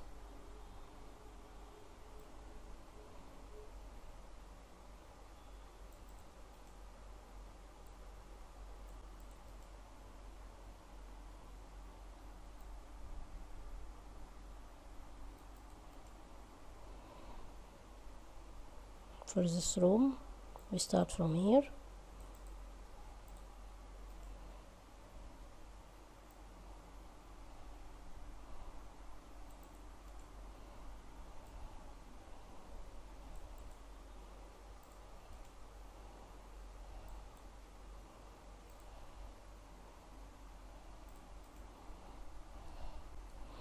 What's left for me, this part, I need to make sure it's aligned, and that's it for walls. And all my walls have height of 100 and width of 5. Now I use the selection tool and make any needed modification for this file. I don't need any modification, all are set fine. I will keep my snap toggle active, and then I change to doors so I can start creating doors. I will use pivot door, and I will set the height to 100. Width will be less than the wall. The wall width was 5, so I will make it 4. Depth will be 4 too. Here I need the door, and by default doors open from inside, so you should take care of this when we are creating doors.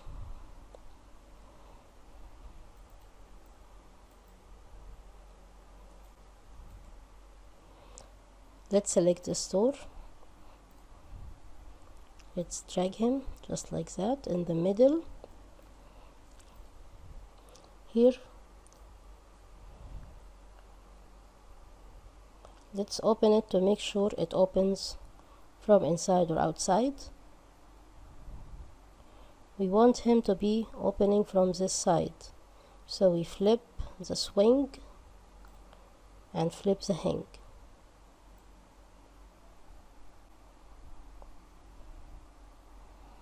We want him to work this side. Okay, so we only flip the hang, that's why it opens. Okay, where else? We need to create another one here. So door, pivot door, yes, pivot, height 100, width 4, depth 4.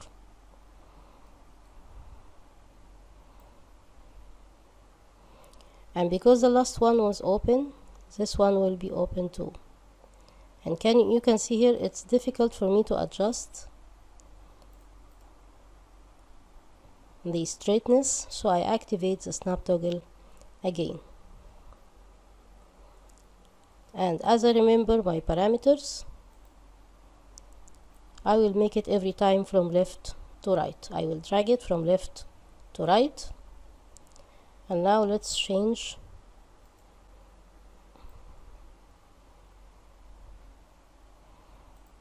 we need to drag him, then click, then right click.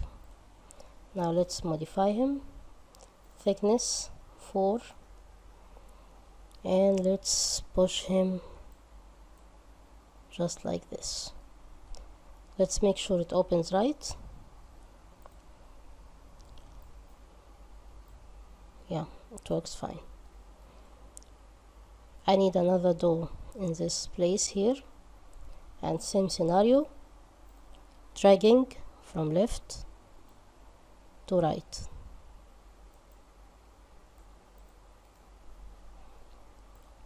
Thickness 4, and height was set. Let's set this to 100, and let's make sure this guy here set to 100 because we didn't write it. Okay, here I need another door in this area, so pivot, set the height 100, 4, and let's drag him from this side to this side.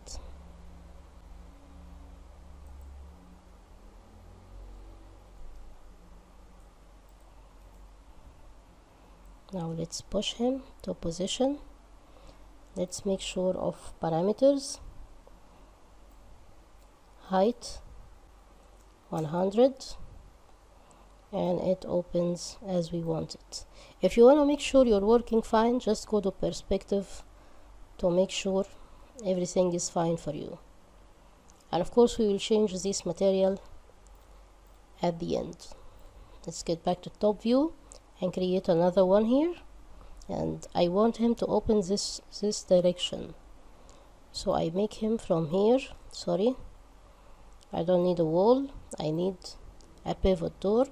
I will make the door going from this direction. Height, let's make it 100, width 4, depth 4, and it opens as we want it.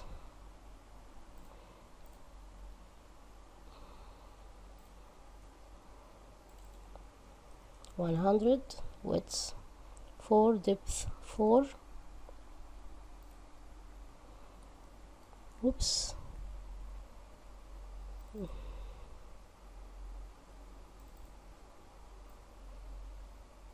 Let's raise the depths.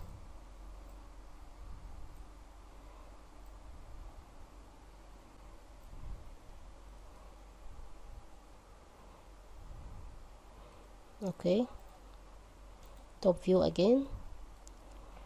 Where else we need doors? We need one here, so pivot, door, and this time we need to drag him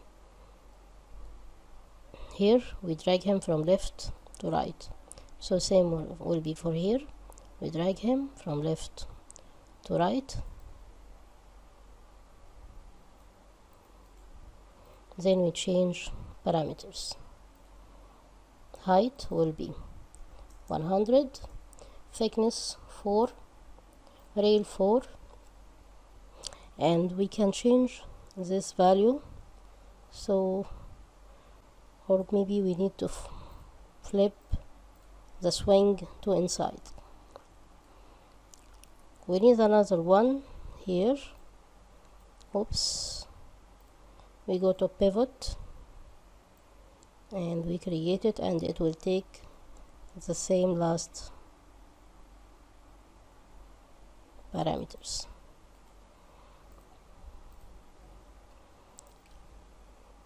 Height 100, and he needs to be scaled on the x-axis, something like this. I guess we made all the doors for this guy. Okay, now final thing to do is to create stairs. So we go to geometry and we use stairs. Here we will use straight stairs for this front, and we can create it. Then we can flip it as we wish. Now I need to change my view to perspective view, and see those stairs. They need to be rotated.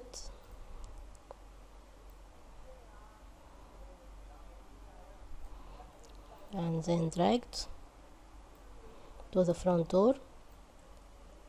And now I need to modify there. I need first to select everything and add a material. Add a material to it, except for this.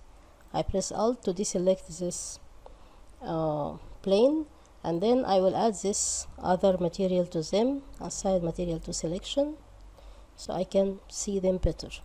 Now for this stairs, let's see what we have here. We need it to be closed, not opened. Stairs, and we have these stringers on both sides. Let's change the length. We don't want it to get far, and the width, I want it less than this. Overall will be raised, and the more it's raised, the more you can get stairs. Let's make it a box, actually, not a closed one. And here we can change the value of every stair. I will keep it to this value. But now, as you can see, door, we need to drag him a bit, something like this. The door is getting inside it, they are overlapping, so we need to modify the height of the door based on the height of the stairs. So stairs height, overall rise, let's make it 25. Okay, so we need to take 25 from this door, so let's make it 75, and then let's drag him. Let's deactivate this. Let's drag him up just like this, and we need to open it more so you can see what's inside the house. So that's it for this tutorial. That's how we can use AEC tools, doors and stairs, to create basic architecture files. Of course, we will have detailed architecture projects and modeling and other DVDs, but this is for basic skills. And let's move to the next tutorial. In this tutorial, we will learn how to model 3 photo frames with different shapes from a single box. So let's close this and see what we have here. We have these 3 photo frames. That one is quite very simple, and the second one looks like the one we purchased from the store, and that last one we used a modifier to create these modifications here. So let's get started from new by creating a brand new file to start our work. So we will work in the perspective view by creating from geometry standard primitive a simple box. I will create this box,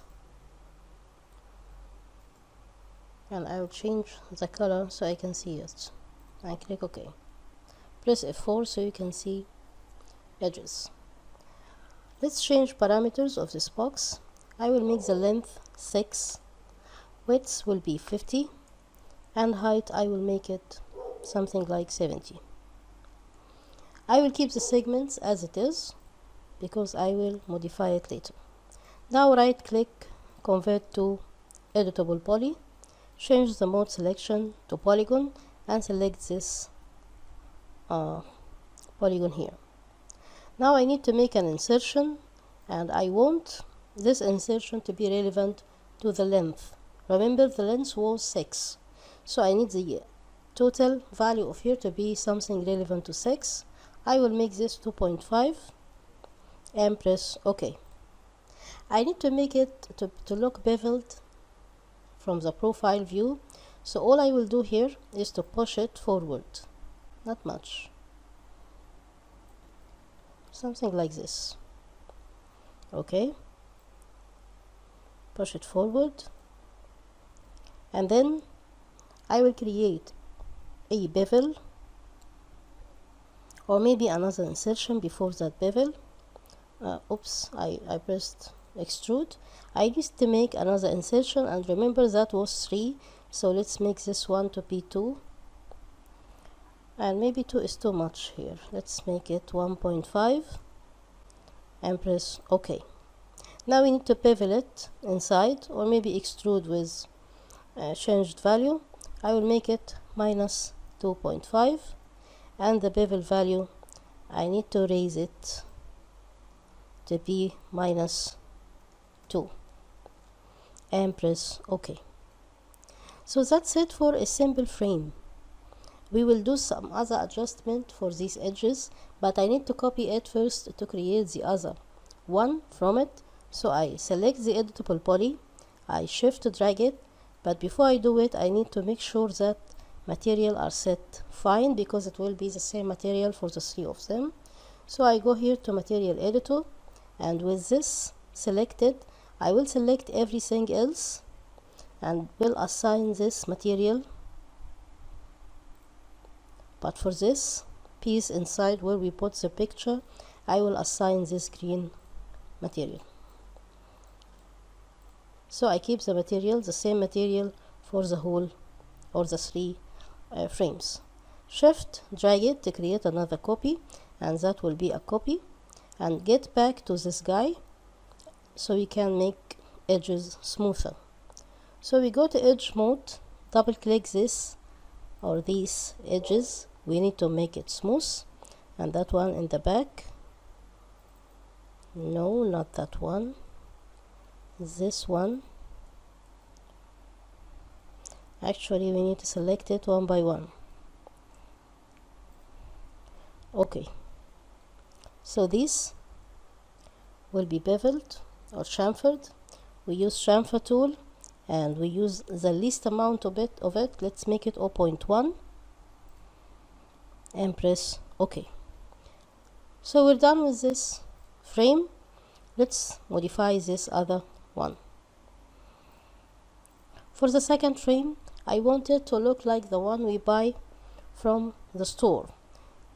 So let's drag him away from this one and change the selection mode to polygon, and let's shift select this piece here along with this piece by pressing Ctrl, and let's use the scale tool to scale them up.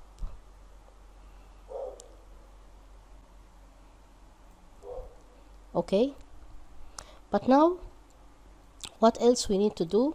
We need to push all of this backward so it will look a bit beveled, and we need to use scale again to scale them down on the Y axis. Now we need to do the same process again we did with these edges, but first let's create a copy of it for the third one. So again we select the editable poly, shift drag to create a third copy, and let's get back to this guy, go to edge mode, let's select the frames we would like to chamfer, and that one too.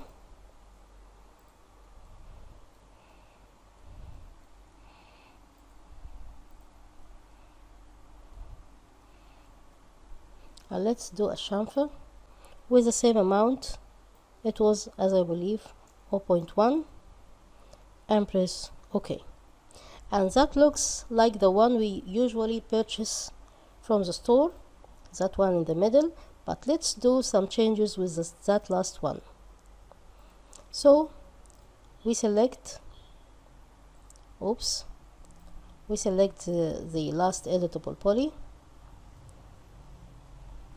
change selection to polygon mode, and what we need to do, we need to select these 4 pieces, only these that we will have fun with.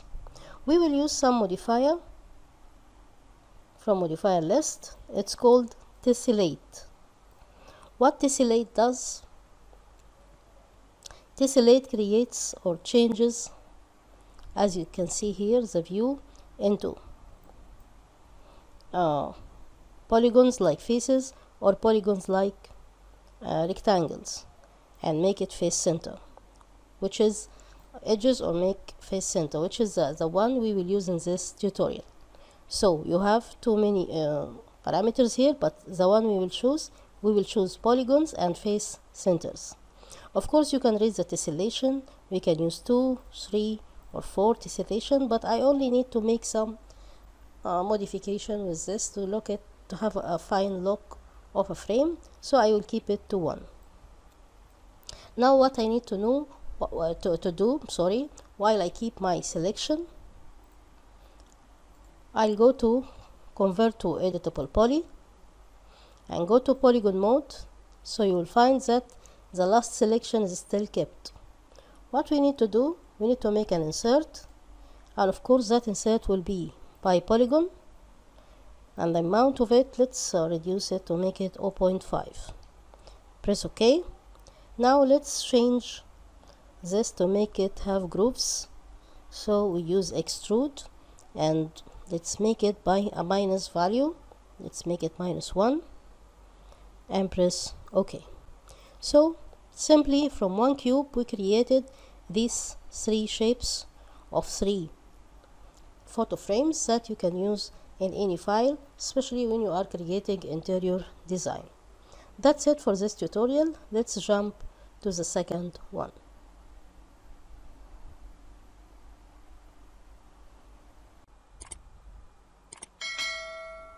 In this tutorial we will create this clock. As you can see, this clock have a body and these handles along with these sticks, and I created this material for it. So let's start a brand new file. I won't save it, and let's press this home button to see what we will do. So we start by changing the view to top view, and here we will create our shape, but first we need to activate snap toggle. Make sure it's grid point snapped. Now from extended primitives, let's change first to extended primitives, and let's pick the chamfer cylinder. Okay, let's create a cylinder, and then we will change its parameters.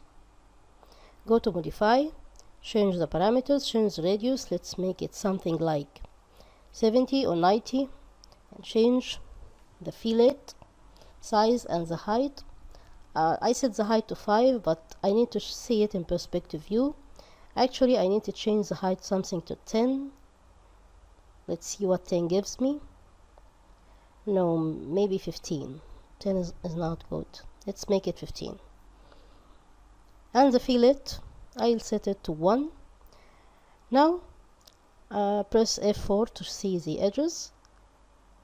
Let's change other parameters. I will change the number of segments. Fillet segment, let's make it 2, and the sides I will make it something divisible to 12, because this will be 12 ticks. So let's make it something like 24. Okay, so it will move every 2 edges. Let's change the fillet segments to 2. We changed it, and the cap segments, let's make it something like 4, so I can make a groove inside here. That's it.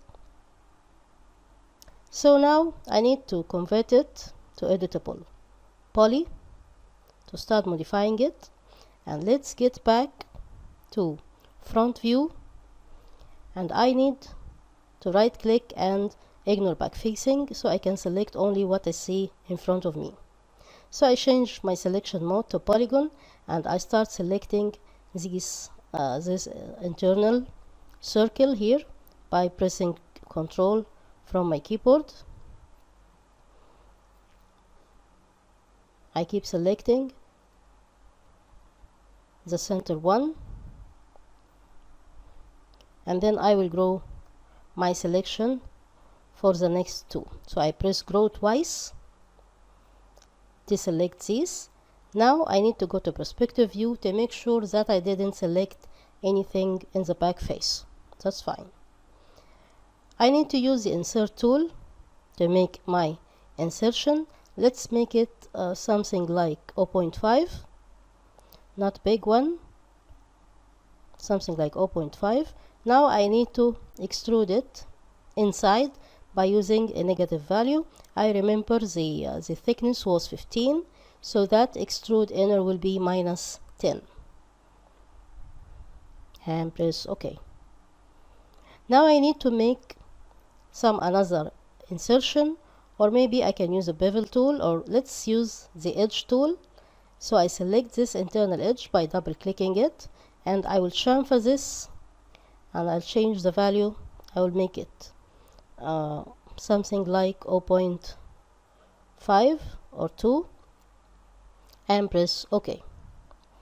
Now the body is created for me. The body of the clock is created. I need to create or complete let's change the color first, change it something purple so I can see it. I need to create the text of the clock. So let's change view to front view, and let's select this, make sure its pivot point is to the center, and we will know later why I'm checking on this. Now I go to geometry to create the text of the clock. So from geometry, and maybe I can use a symbol box, but no, let me use a chamfer box. So from extended primitives, let me use a chamfer box, and let's drag him to be right here. Actually, I think I need to deactivate the snap toggle first, and then let's draw it and right click to deselect. Now from modify, let's change its parameters, and of course the height, I need to make it 2, something like 2. The fillet, let's make it 0.5, and I will leave the segments, all of them as it is, except for the fillet segment I will make it 2. But as you can see, it's not visible, so I need to go to top view to push this guy to the front so I can see it.